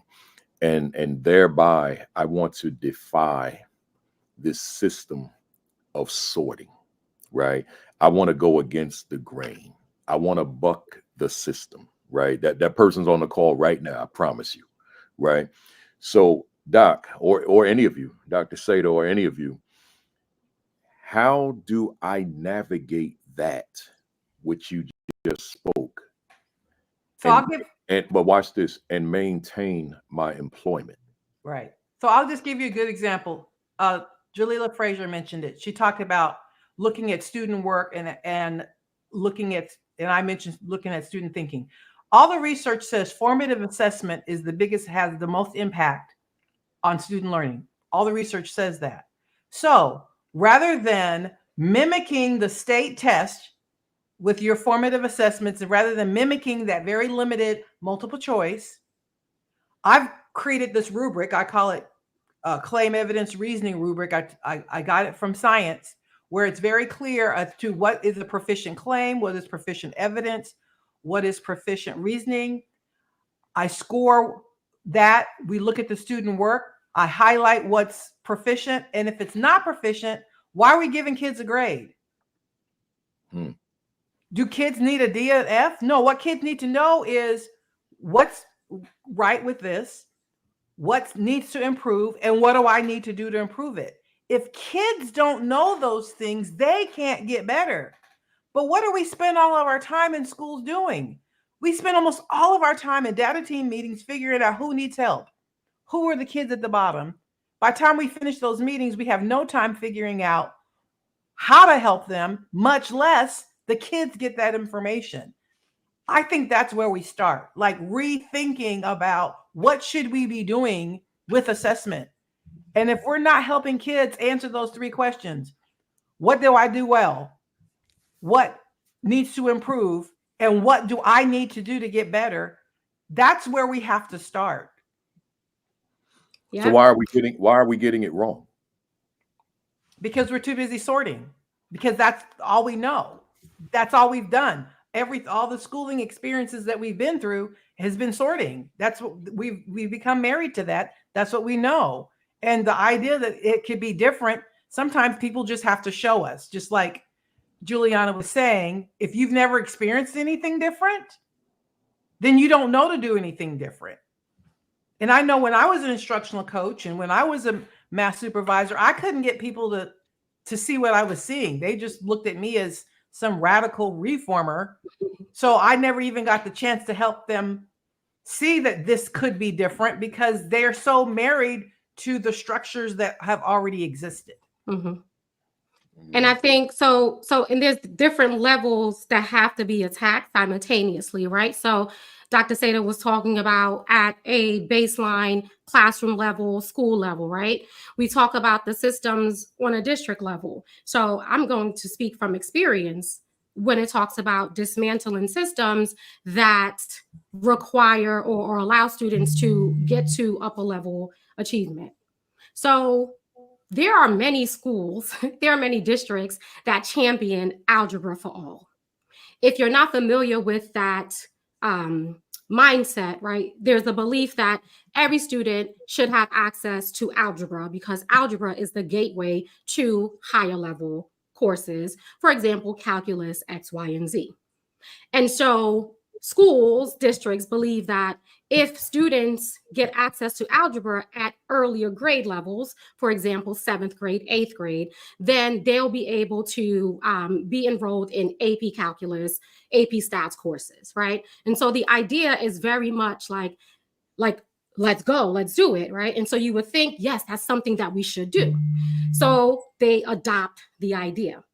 But as they adopt the idea, and they roll it out, it becomes the sorting that Dr. Seda is talking about, right?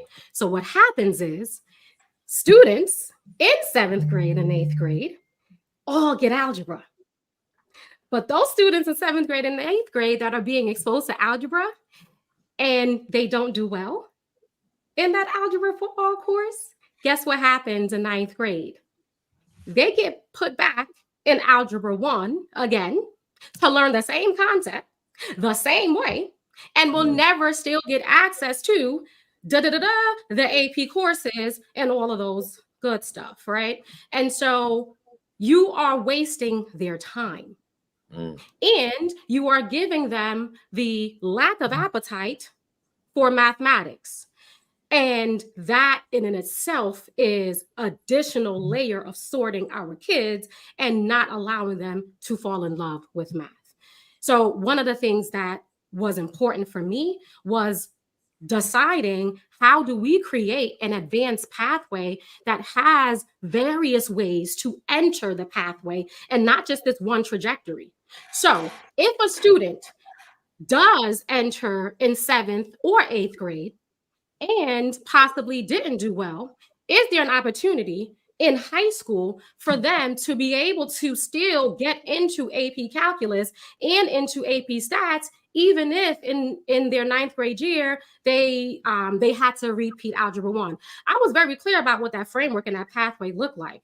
I drew it all up. There was no input that I didn't go to my stakeholders and say, hey, what do you all think about this idea?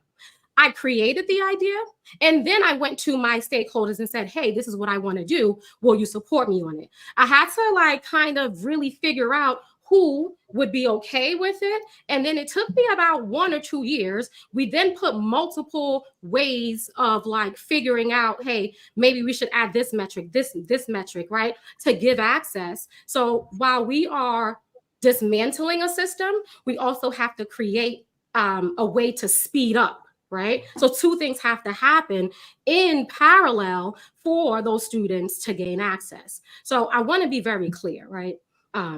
Systems is my thing. I'm a systems girl. I'm a process girl. I don't know if it's just how I think. I compartmentalize things. And so mathematics is my joy, but I knew that I had to be clear about the messaging and how I get that messaging out.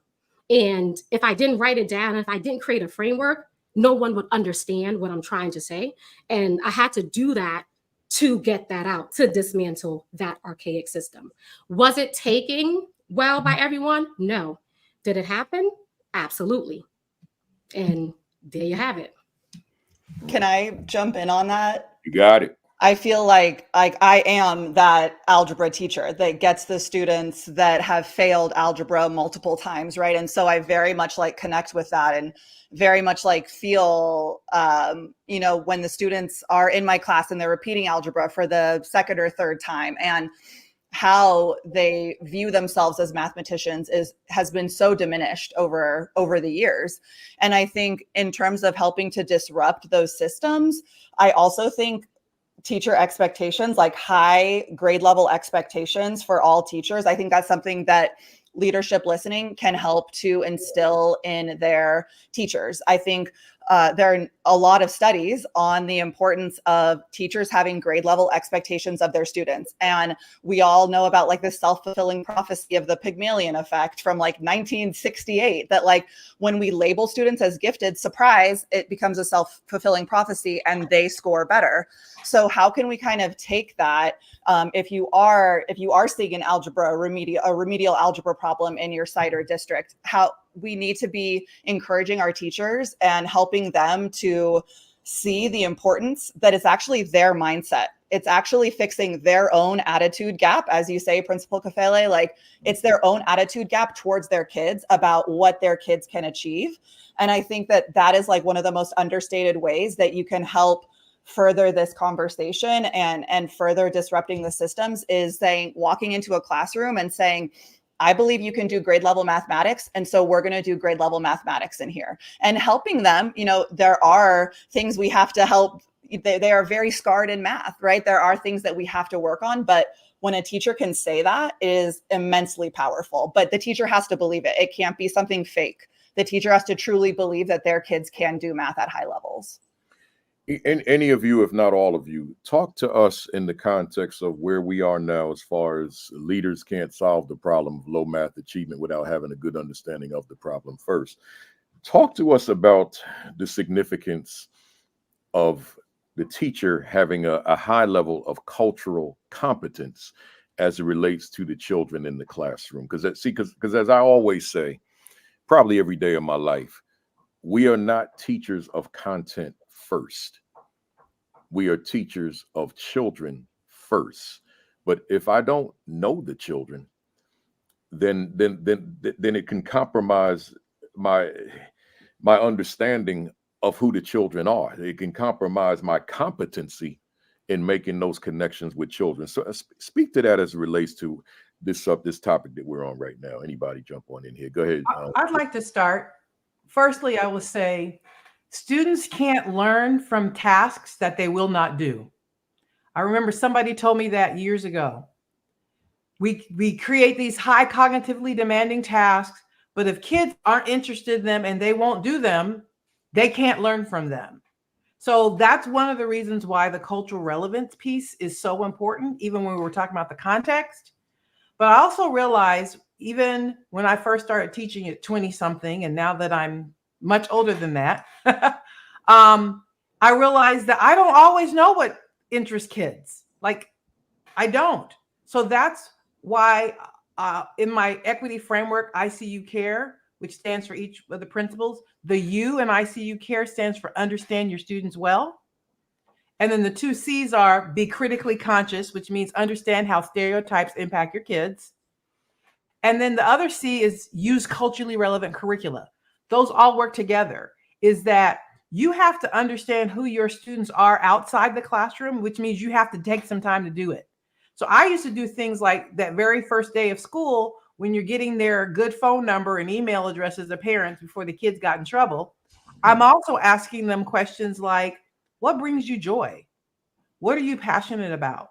What are your aspirations? What do you want to do? Like, I'm collecting those in a Google form, and I'm actively looking at that throughout the year to incorporate those things in the math task. Because what I realize is no curriculum writer knows my kids sitting in the classroom. So even if we get the perfect math curriculum, they don't know the kids sitting in my room. So I'm still going to have to take what I understand about my students to adapt the curriculum so that it's something that they're interested in. That's the relevance piece. But I think we also need to go one other step further, we need to empower our kids to understand that math is a tool that they can be agents of change. And that's what I found really motivates kids, is that sometimes, and this is just me being honest, I'll take a math problem, I'll put it in the chat GPT, and I say, rewrite this so students are empowered to be agents of change. Give me 3 options, and then it'll give me these problems. And then those are the problems that I then, so it's still the same math, but it's in a context that empowers my kids.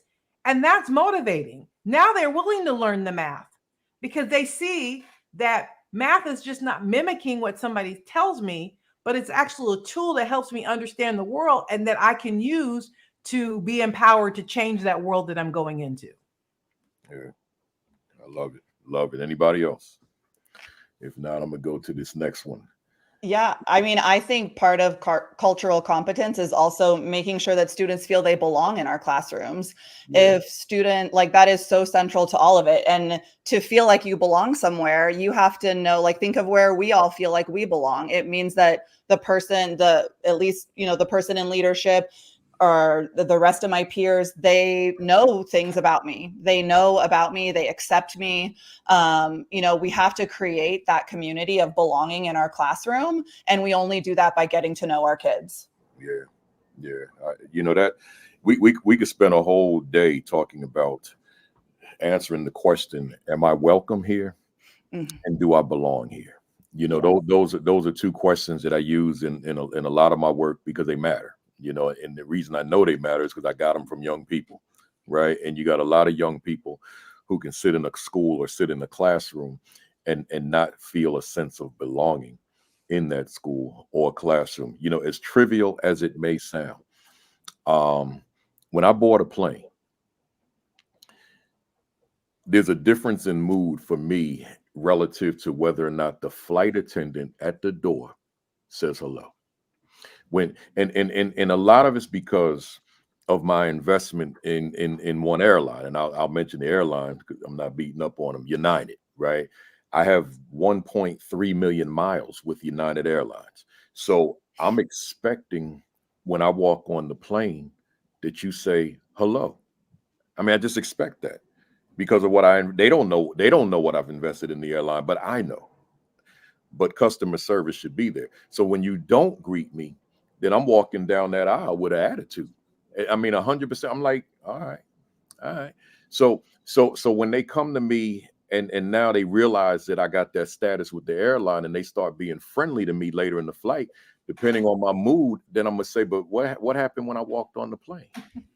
You weren't that friendly. Now you pronouncing my name correctly. You offering me alcohol, and I'm sitting in coach, right, and all that kind of stuff. And so if the 63-year-old is feeling that just boarding the plane, then I can only imagine what youngster feels in walking in a classroom where I don't feel that I'm welcome, nor do I belong. It matters. How am I going to zero in on a math lesson when I'm dealing with that issue? Right. Let me go to the next one. Juliana. Yes. Said the gatekeeping cycles of mathematics. That's just the language alone is powerful. What are you saying to us?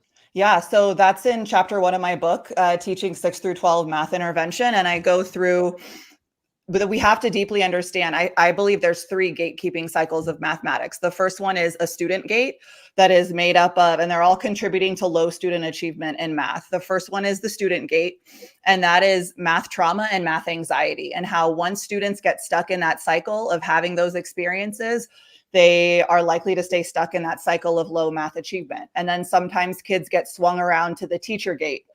The teacher gate is made up of implicit bias and remedial coursework, remedial information. So with that, a teacher may be subconsciously being biased towards some students. They are then getting remedial content. They are not able to even access grade level content, and that's keeping them stuck in cycles of low math achievement. And then the third cycle is the systemic gate. Like, it would be a lot more comfortable to leave that out, but we have to address that. There are systemic inequities in our education system, and they are absolutely contributing to low math achievement specifically. So when I say systemic gates, I am also talking about just the profound use of deficit language as we describe low students in math. I'm teaching the low kids. I'm teaching the slow kids. That is a form of deficit labeling. And then how that in turn is like accessing the remedial coursework. Students are repeating algebra for the second, third, fourth time.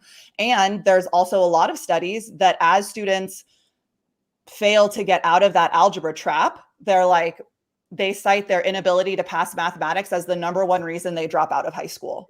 And so like that is the impact that math has. And there have been so many other points in this conversation. Dr. Seda brought up, how that your vision of equity is what they need to be successful, and that it's no longer a predictor of like what's happening in their math. And like we need that so badly. We need to make sure that all of these things are not predicting how students are achieving in mathematics. And also if we think about how the APs are disciplinarians, and how that, like, I was curious to ask, like, anyone on live, if you want to contribute, like, how many of those discipline referrals are coming from math classes? Do you feel like more of that is coming from math? Because that also points to these systemic issues that we're having, that students are repeating math. So of course they're going to be acting out in math classes. And how can we really work on solving that gatekeeping cycle of mathematics? So before the other two jump in, I got a question that's right at the front of my mind.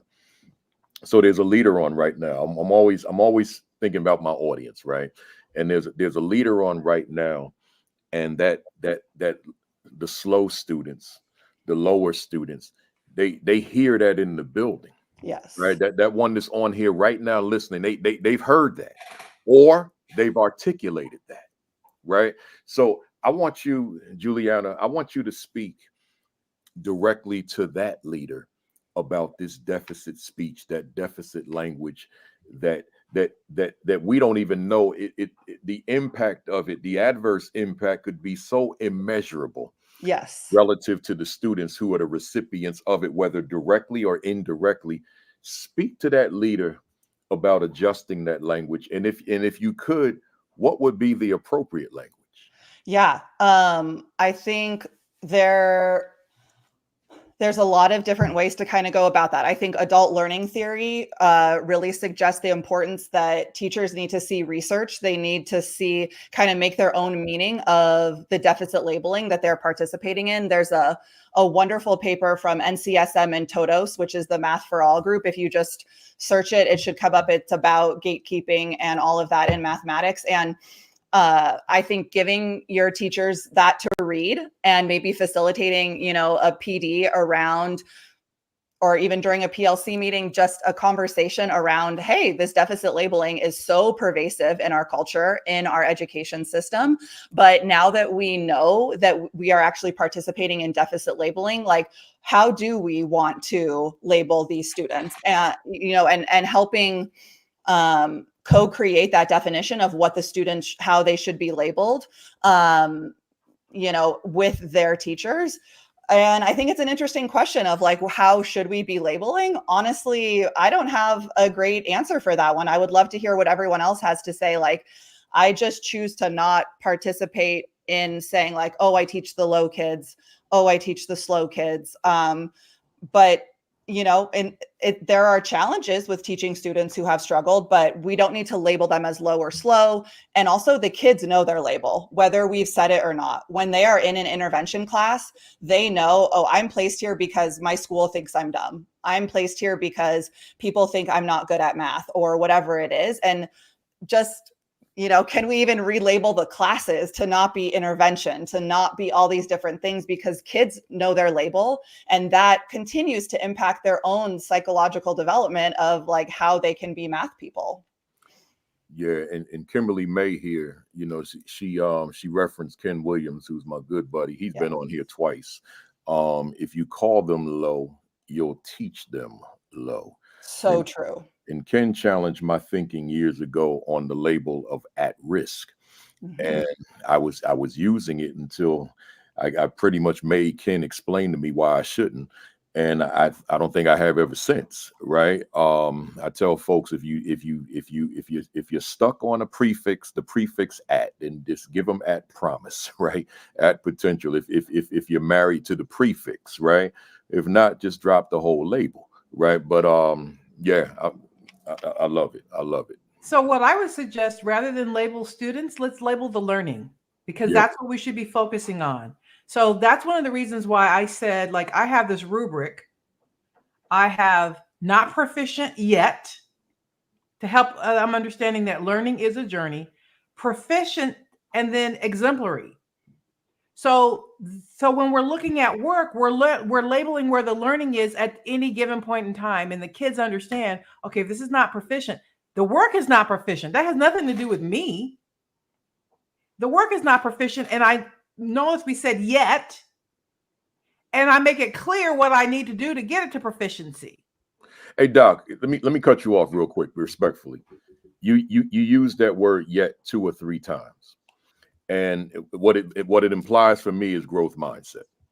And growth mindset to me was highly relevant. And here's why I say it was, because I don't hear people talking about growth mindset anymore. And I'm in these education streets, right? And I don't hear people. It's like all these fads, all these trends, and when we go hard when it gets here, and then it fades out just like a song, some popular song, and it's going to fade out at some point. And now where are we? So now you said yet, which says to me that growth mindset is still relevant. Why are we not still having the yet conversation? Because we're still too married to the sorting. We are so married to the sorting system. That's all we know. To disrupt it means we've got to know and see something different. And honestly, I don't think there are enough people who are showing concrete specifics on how to do this differently. It's one thing to go out and say we're doing it wrong, but it's another thing to say, here's how you do it, and let me show you a way, not saying this is the only way, but this is what it could look like. Here are some possibilities, and let's work together to see how we can implement this with your kids in your building, in your settings. I don't think we have enough people doing that. We have a lot of people talking about equity work, but we don't have a lot of people doing the equity work. Yeah. Now I know I cut you off on your original point. So if there was still something there, keep going. I had to address that yet, man. Yeah, I think I said it. Yeah. I don't remember what I was going to say, so I must be done. you accept my apology, man, because that's a stickler for me, man. It's like, what happened to growth mindset? What happened to Carol Dweck's research? Well, and I think it all goes back to is that we have to focus on learning. And I remember becoming a part of a Facebook group for administrators because I knew I made a decision to shift my target audience in my business from teachers to leaders, because I was doing a lot of speaking to teachers, teaching at conferences, and then they were going back to their schools and either being ignored at best, or at worst, they were being actively undermined because their leaders they're not in our math ed spaces. So what I said was, they're not coming to us, we need to go to them. Mm-hmm. And so what I did was I joined this one principals Facebook group, and I was really saddened because very little in that group had anything to do with learning. And most of it had to do with compliance and getting people to conform and comply to whatever rules. That was like the vast majority. Even when I was in a school district, when we were having administrative staff meetings as a district, everybody once a month, we all get together, and over 90% of the meeting, we're talking about compliance issues. Yeah. And we're not focusing on learning. And you probably so who suffers when the leaders aren't focused on learning? Then the burden of the learning falls just solely square on the shoulders of kids. And probably a sprinkling of complaining too. Let me do this. We're at 12:55, which means we've been on here for 2 hours, right? And I'm definitely not going to try to do all of what you sent to me in today's session. We're going to do a part 2, but I'm not done. We got 710 people in real time on right now, so that means we probably had at least 5,000 or 6,000 people go through. So I'm definitely not stopping. But here's what I want to do, because we're at this 2 hour mark at 12:55. I want the people to know how to get in touch with you, how to book you, how to buy your merchandise, your resources, all that kind of stuff, and then we will continue the conversation. So to the fam out there, we ain't going nowhere. I just want to make sure that you get this information. Let me start off with Jaliyla. How do they book you to come out and speak? How do they get your merchandise, your resources, everything? And how do they follow you on social media? Absolutely. So dopemath.com is where you can find everything. And when you go to dopemath.com, you will have access to my main site, which is Fraser's Math Solutions. Fraser's Math Solutions will provide you with everything that we do under the belt of educational consultant, high-level curriculum writing, and if you need support with selecting your instructional resources. When it comes to social media, you can find us on everything F_M_solutions for Instagram. You can find us at Fraser's Mathematics Solutions on LinkedIn. You can find us on TikTok as Dope Math. And yep, all of those spaces. So hope to see you all, dopemath.com. And yeah. Yeah, so there you go. So just remember Dope Math. If you don't forget it, if you forget anything else, because you just Google Dope Math and it's going to come up, because I did it, right? Juliana. Yes. So I really only work with 6th through 12th grade math teachers that want to increase their scores of students who are struggling and want to help get rid of that Algebra 1 intervention remedial trap. So if that's you, you can check out collaborateedconsulting.org is my website. And my book website is gatebreakerbook.com, because we're helping teachers become gate breakers of all those gatekeeping cycles that I talked about. The whole book is about helping empower math teachers to become those gate breakers of the gatekeeping cycles of mathematics. So that is gatebreakerbook.com. I'm on Instagram at collaborated.with.juliana.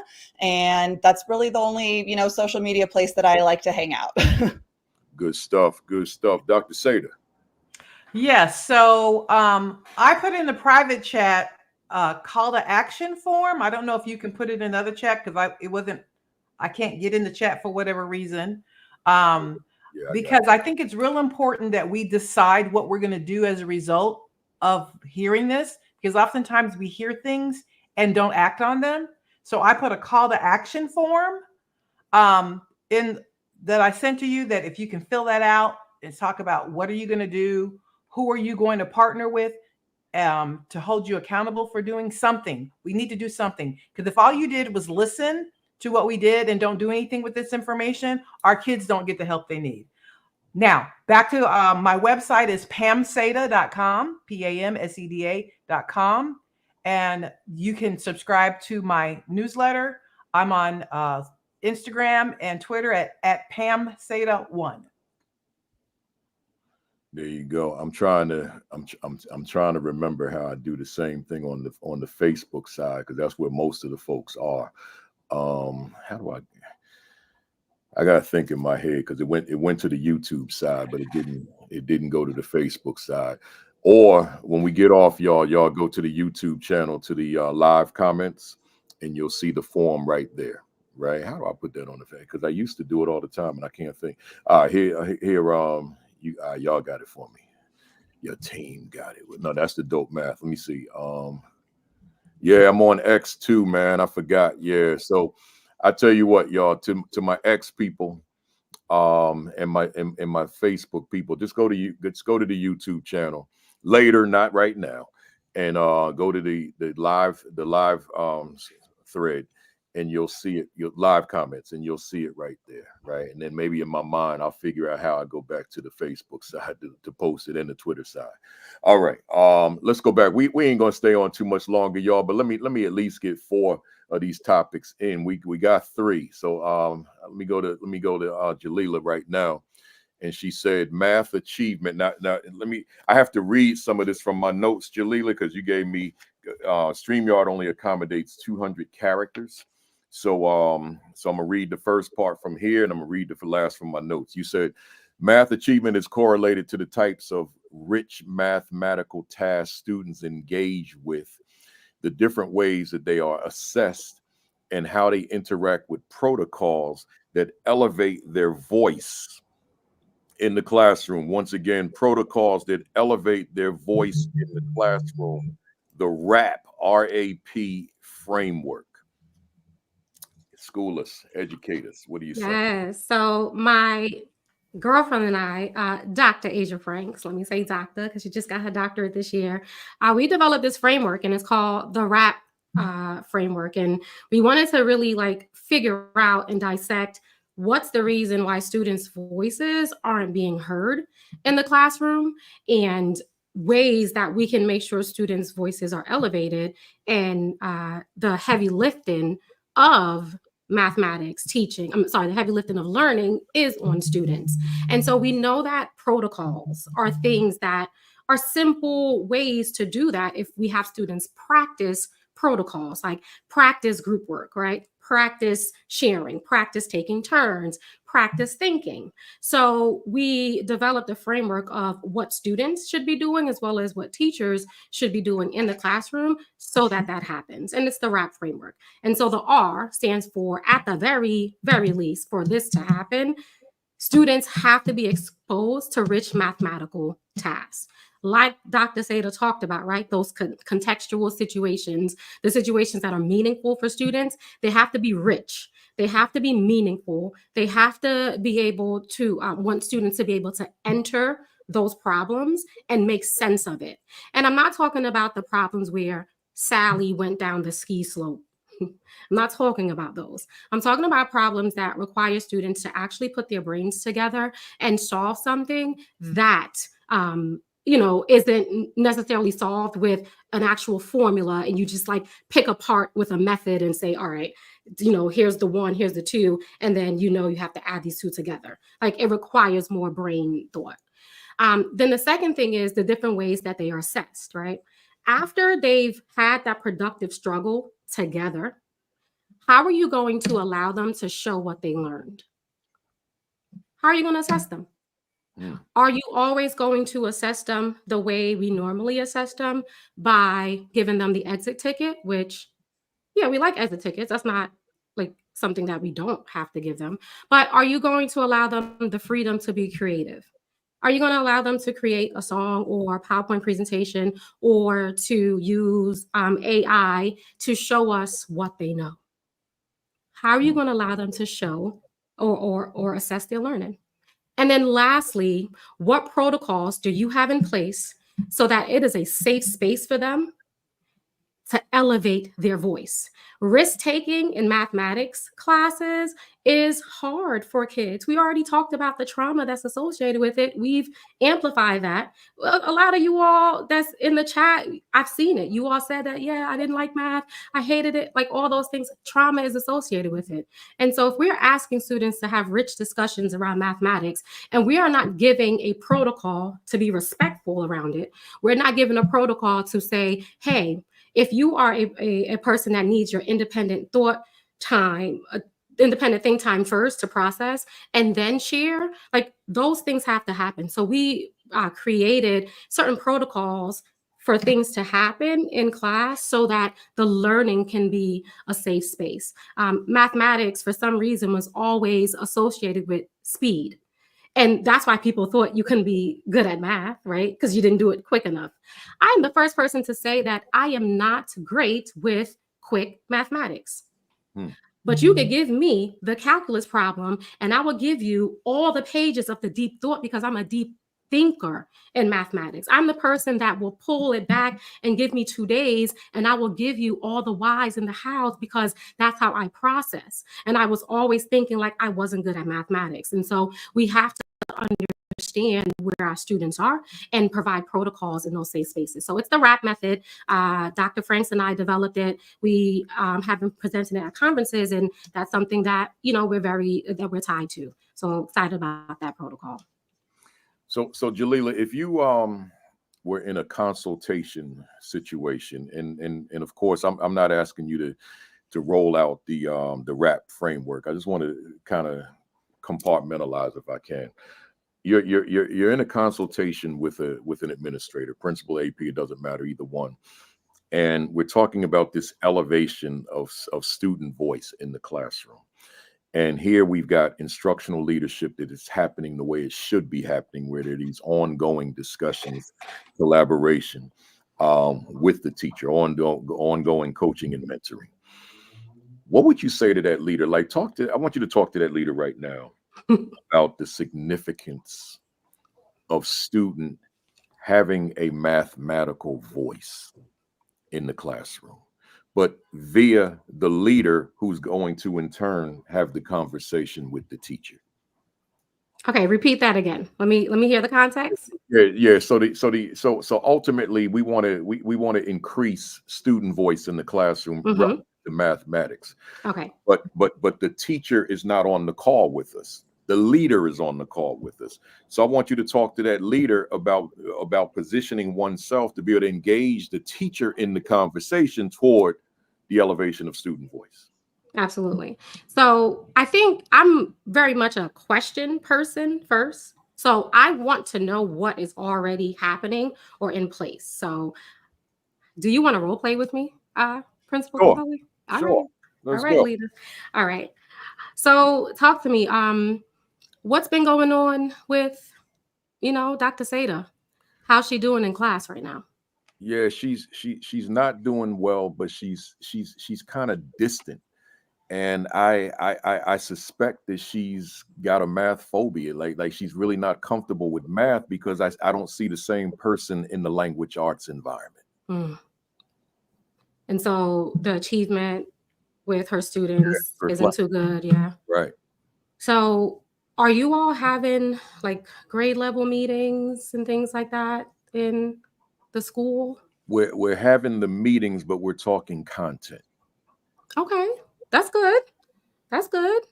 So you're We're talking content. not Okay. necessarily talking student voice. Mm. Okay. Okay. So when you visit the classrooms, you don't really hear student talking. You do hear math, but you don't hear student talking. I hear math coming from the teacher primarily. Okay. Okay. And then my last question, do you all have an instructional coach, a math coach? We do. You do? Okay, great. I think so. Let's start here. In our next meeting, let's bring your math coach and let's devise a plan so that we can get your math coach working directly at least 2 times a week with your math teacher. And our main goal is that within the next 2 weeks, we're going to find specific places in the lesson where we're going to elevate student voice. Okay. Yeah. And those specific places are going to be during group work time and during the time when you are having some type of like direct instruction. Okay. And we're going to talk to the math coach and show the math coach how we're going to model that for the teacher. Does that make sense? That makes sense. Good stuff. Yeah. And we're also going to create some artifacts with that together. There's a lot of artifacts out there, but I think it's important for us to like kind of own our artifacts first and then see what's out there so that we can marry ourselves with that. But I'll be there with your math coach. I'll make sure to follow up with you, but we'll work on that plan together. Love it. Love it. Good stuff. Good stuff. Good stuff. Anybody else want to jump in? Well, I just wanted to just quickly talk about my book, Choosing to See, a Framework for Equity in the Math Classroom, Please which do. is where I talk about the ICU care framework, which is really gives practical strategies. This is a way to actually do equity, right? Not just talk about it, but how we do it. And each of the principles, I start off with a vignette. So this is a story. Usually it brings home why this principle is important. I give the definition for the principle.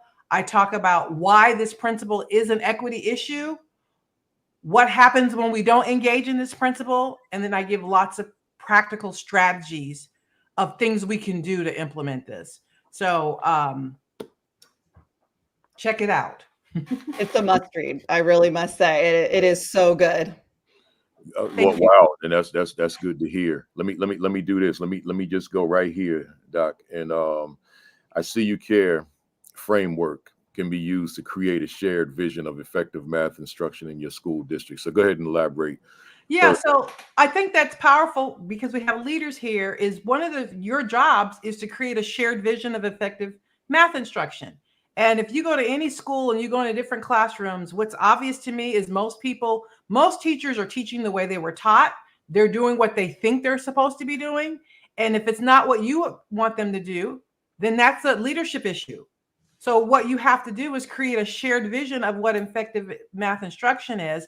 I think ICU Care is a great framework for creating what this look like. That means include others as experts. That means you have to decenter the teacher. And when you create that shared vision of effective math instruction, what is it supposed to look like? Because your teachers have experienced it, they know what it feels like. Then you can lock arms to then go and let's figure this out together. How do we do this on a day-by-day basis?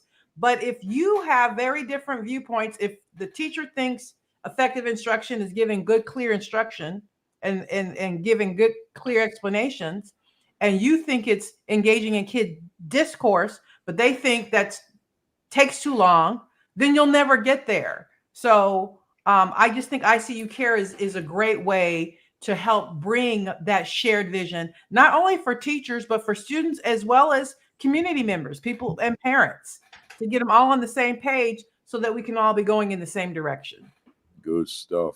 Because we're late, I'm gonna do two more, and then we'll talk about scheduling for part two, right? So let me go to Juliana, and you said, no, this is not the right one. Ooh, scratch that.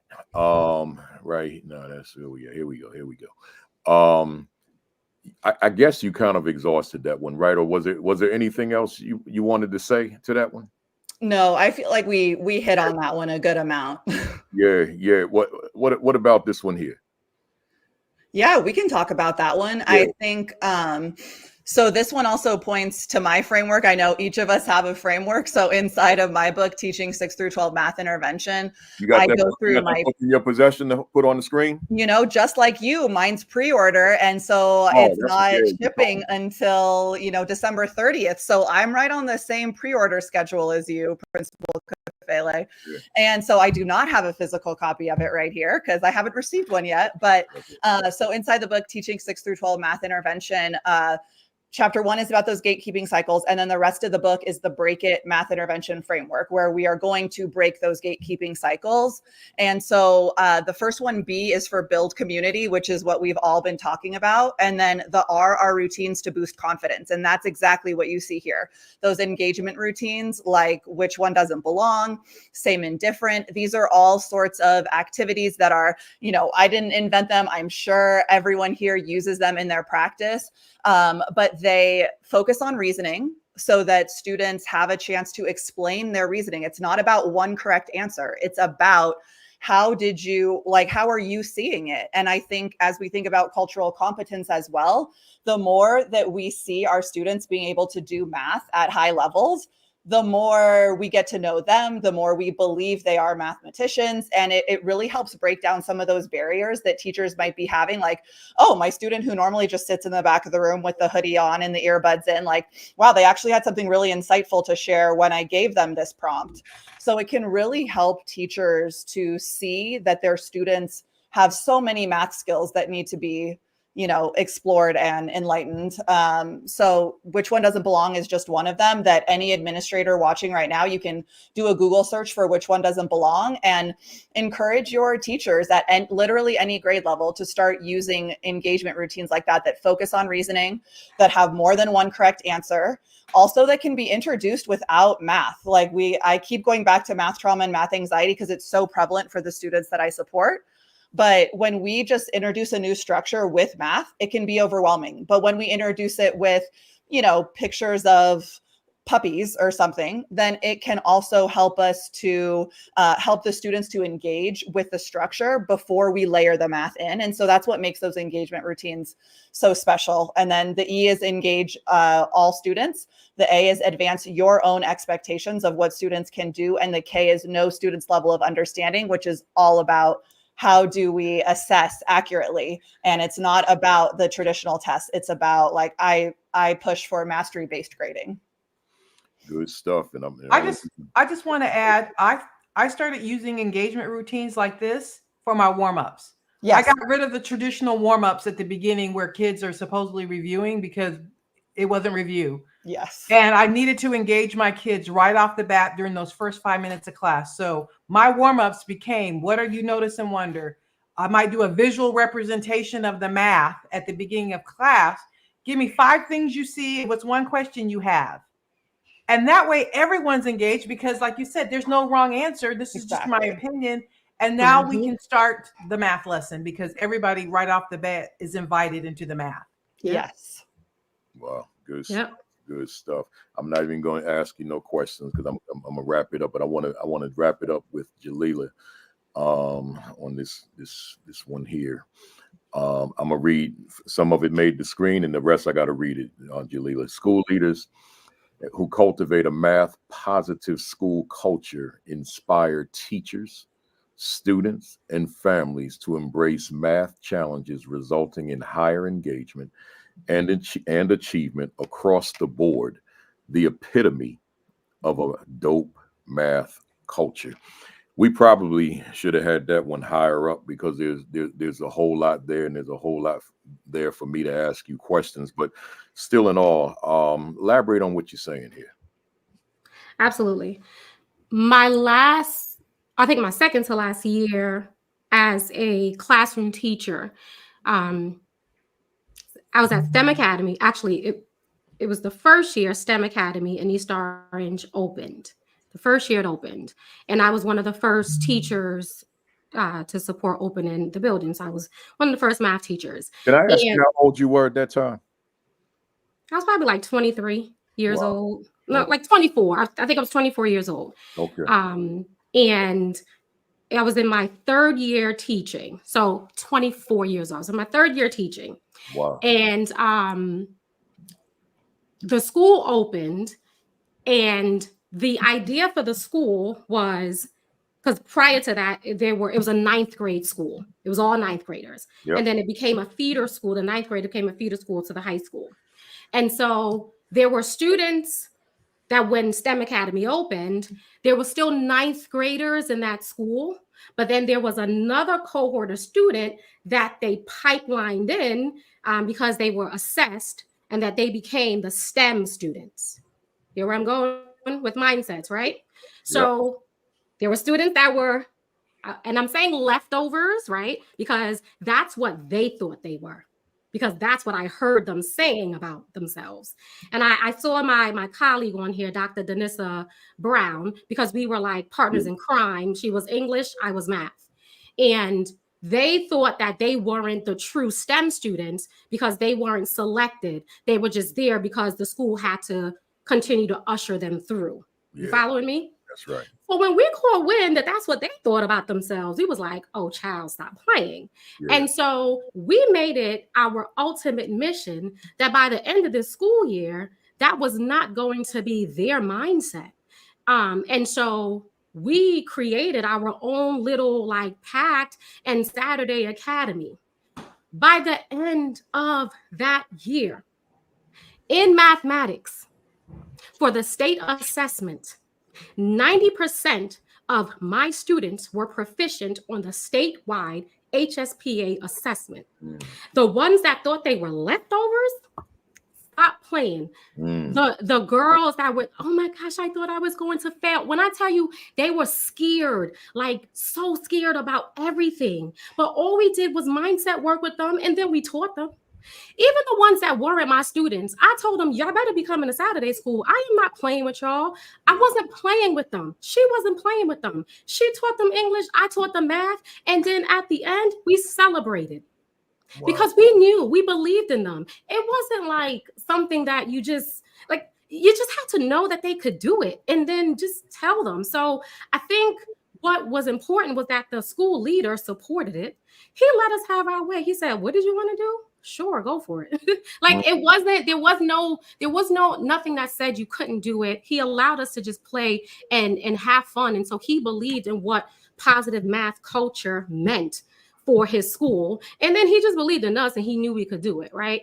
And so when I say if we are committed to a dope math culture, right, commitment to it, the belief in it, it results in higher engagement. Our students came to school on Saturdays, not because they were getting incentivized. It was because I told them that they can do it. and they better had. Yeah. And it was also because, you know, we tied it to like, we know that they can achieve. And so I was just so excited, but we already knew that they could. And that's what cultivating a math positive school culture means. That's powerful stuff there. And that, you know, word culture, you know, I think I said it near the beginning of this session. There's so much we could say about it, because a lot of times we think we got this issue, we got that issue. No, the culture needs attention. It needs some love and affection, right? We're ignoring it, so it gets mad and it lashes out, and now we're living within an environment of toxicity. So we neglect the culture so much, and we got to make sure that the culture is right there at the forefront of everything that we do. You know, I talk often about a culture of instructional leadership, right? And if there's not a culture of instructional leadership, then instructional leadership cannot rise to the level that it could, because there's no culture there to sustain it, right? So good stuff, good stuff. We're gonna schedule another one. So, but in the meantime, let's go through these, as I call them, my BAM impact questions. 7 questions each. In fact, it's 7, 7, and 6, and then each of you have the last question. So it's rapid fire, 1 sentence or even 1 word if you can. And if you find yourself in certain commas and you're going too long, I'm going to cut you off. Right? So here we go. Dr. Seda, is education on the right path for underserved children in Canada? Oh, man, this is when I had a Canadian. For those who are committed to disrupting the system, yes. Read it again. This is when I had a Canadian guest. Is education on the right path for underserved children in America? For those who are committed to disrupting the sorting mechanisms, yes. Are you optimistic about the educational prospects for the masses of Black, brown, and other underserved students in America today? Yes, I have to be. That's why I do what I do. Can true equity occur in American schools for Black, brown, and other underserved students? Absolutely. I believe ICU care can get us there. Does Dr. Pamela Seda's work contribute to the progress we desperately need? Yes, absolutely. If you could do a reset on your life, would your line of work be different or the same? It'd be the same. I've got here the way I did, and I'm here at the time I'm supposed to be. Why do you continue to do this work? Because there's too many kids, too many people, too many adults who come out of our school system thinking they're dumb at math. What fires you up particularly within the work that you do? I think it's the teachers that are in the trenches that are trying to uncover the students' brilliance and doing this work alone. That's what fires me up. They motivate me. Juliana, Yes. what do you love about the work you do?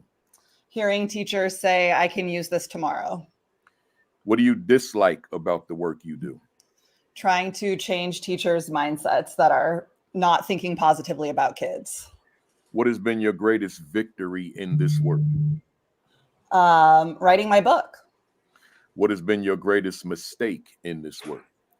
Not speaking up when I know I need to about some sort of systemic inequity. What has been your greatest challenge in this work? Changing teachers' mindsets who are thinking deficit thoughts about kids. Who inspires you in your work? Honestly, Dr. Seda. Wow, that's deep. That's heavy. What are you reading right now? It could be a book, but it could be an article, blog, or a tweet. Yeah, I'm reading the Building Thinking Classrooms K-5 math task book. Love it. Jaliyla, what book would you recommend for our viewers this afternoon? Atomic Habits. What do you want to accomplish that you have not accomplished to date? Being on a speaker circuit. Oh, got something for you. Are you satisfied with where you are professionally? No. What could you say to a viewer out there who continues to face closed doors? And keep knocking them down. What could you say to a viewer out there who's lost their fire? Talk to God. If Jaliyla Fraser was a word in a dictionary, what would be your definition? Illuminator. If Dr. Pamela Seda was a word in a dictionary, what would be your definition? Light. The teacher who keeps on learning how to disrupt this sorting system regarding math. And if Juliana Tapper was a word in a dictionary, what would be your definition? It would be helper of students who struggle. Good stuff, y'all. Let me be the first to applaud you. Great stuff. But to the fam out there, the regular fam, you already know how we applaud our guests because you've already started. But to the folks on here who may be first timers, but hopefully not your last time, give us your favorite emojis. Give us a lot of them. And that's the way that we celebrate our guests. If there's anything that you heard today that resonated with you, that empowered you, that inspired you, that affirmed you, that you enjoyed, or was just a good session, that you got a lot from it, or that you could apply what you heard when you get back to school, then give us those emojis. And I see them, man. Give us those emojis because we can't hear your applause. So this is the way we hear you, right? So give us those emojis. Give us those emojis. And let me get my emoji. You know, my mother always gets on me because I forget to tell y'all lately what I'm wearing. You know, I'm rocking my not Brooklyn Dodgers, but this is the Brooklyn Royal Giants. I rock my Negro League jerseys when I'm on here every Saturday morning, whether it be a T-shirt, whether it be the summer alternate jersey, or whether it be the actual flannel joints. And that's what I got. I got about 150 of them upstairs. And so Negro Leagues, Brooklyn Royal Giants, and got my emoji because y'all hit the grand slam every time you came up to the plate. So tell Aaron Judge how you hit it, because he seems to have forgotten how to hit home runs. Those of you that you keep up with the Yankees, and hopefully he'll get that back in this next series. But anyway, you hit it out the park every time you came to bat. So that was 16 runs each. Great stuff. I appreciate y'all. Let me start with Jaliyla again. Jaliyla, tell them everything: how to book you, how to get your resources, your book, how to keep up with you on social media. Give it all to them. And then your team out there, y'all put it on the thread so I can highlight it. Yes, my team been working. Oh, they've been working. Dopemath.com. Dopemath.com. Everything dopemath.com. You'll have access to all of my social media pages, as well as the main site, FrasersMathSolutions.com. There it is. Let me go to Juliana. Same thing. Yes. So collaborateedconsulting.org is my website. I just put it in here for you, Principal Kafele, if you can share that in the I will. As soon as I get the YouTube real chat. fast right now. You put it on YouTube? I just put it in our, speaker chat. Okay, I got you. Yeah. If you can get it out there, but collaborateedconsulting.org, and then the book is gatebreakerbook.com, and it's a great way to connect with me, and Instagram collaborated.with.juliana. All right. Hey, give me a second, Doc. I'm acting like I'm challenged today. Here we go. Technologically challenged. Here we go. So folks, where are we at here? Let me scroll. There it is. For Juliana, folks, collaborated consulting.org, right? So that's Juliana. And then finally, Dr. Seda, how did they get All in touch? right. Once again, my book, Choosing to See. You can find it on my website, pamseda.com, PAMSEDA.com. Is it on Amazon at all? Yes, it's anywhere books are sold. You can get it anywhere. All right. It's also on it's on Audible. It's the audio version of it as well, so you can listen to it in your car. Oh wow, is it your voice? No, it's not my voice. I'm trying to convince ASCD. If anybody from ASCD is on here right now, it's folks out here that want to hear my voice with my words. So let's get them audio books going. They want it. So I got everybody right. Yeah. So get in touch with them, book them, read them, get them to your in-services or your conferences or your institutes or your academies, whatever it may be, or your podcasts or your live streams, whatever it is, bring them on. They'll talk to you about all the terms. With that being said, let me say to the fam, I appreciate you all. Always got to say that. Appreciate you. It's right now. I don't know the exact numbers of people who have been in and out of here, but I know that right now there's 752 people that are still with us well over 2.5 hours later. So that's got to be applauded. I think it's somewhere probably around 5,000. No, I'll check it in a few minutes, but I appreciate y'all every week. seeing it not robbery, as they would say in the Baptist church, to be here with us and continue to be here with us, because we're gonna keep it we gonna keep it real fresh, right? That's an old school word, but we're gonna keep it real fresh, and just keeping that information coming to help school leaders to become more effective at what they do. Part 2 of this will be coming, but I ain't got no opening till May. So, yeah, we book solid, but we get it in. Hey, listen, y'all stay on while I sign off. To the fam out there, next week, join me at 10:55. I got a director of special education. Her name is Alva Walker. We're gonna go one-on-one and we're gonna talk special needs, trauma, and just life. It's gonna be a great session. I met her recently, and I was able to manipulate the schedule and brought her right on. Right, met her in Vegas at a conference a couple of weeks ago. So that's Alva Walker from Dallas next Saturday morning. I don't know if I'm gonna be home for that. No, I'll be in Nashville. Matter of fact, anybody going to the ASCD Leadership Summit, join me in Nashville this Friday. I'll be doing a 10:30 session, but we did the webinar that many of you know about. We did that webinar, and me, Salome Thomasell, and Kwame Simmons, and it went over so big. They weren't used to 3 black guys being on together. See, that was a whole different kind of dopeness, right? Whole different kind of soul, just a whole different kind of energy. ASCD came to us and said, could you guys do this live at the summit? I said, yeah. I said, you're making me have to stay overnight because I can't get a flight out that late, and have to do the academy from Nashville, but we'll do it. So we'll be doing that. So anybody going to the ASCD Leadership Summit this week in Nashville, join me at 10:30, but then stay for me at 4 o'clock with Salome Thomasell and Kwame Simmons. We're going to be talking climate and culture from a leadership framework. And it's going to be, if you think it was live on that webinar, it's going to be real live when we on that stage together. So join us. Make sure that you watch Sean Hurt on, this is Super Saturday, Sean Hurt Facebook Live every Saturday at 10 o'clock, followed by Create and Educate with Dr. Sheikah Houston, Dr. Tammy Taylor at 10:30. Myself at 10:55, and then we round it out on Sunday. We call it the Fantastic Four with Josh Tovar and Dr. Madi Moreno.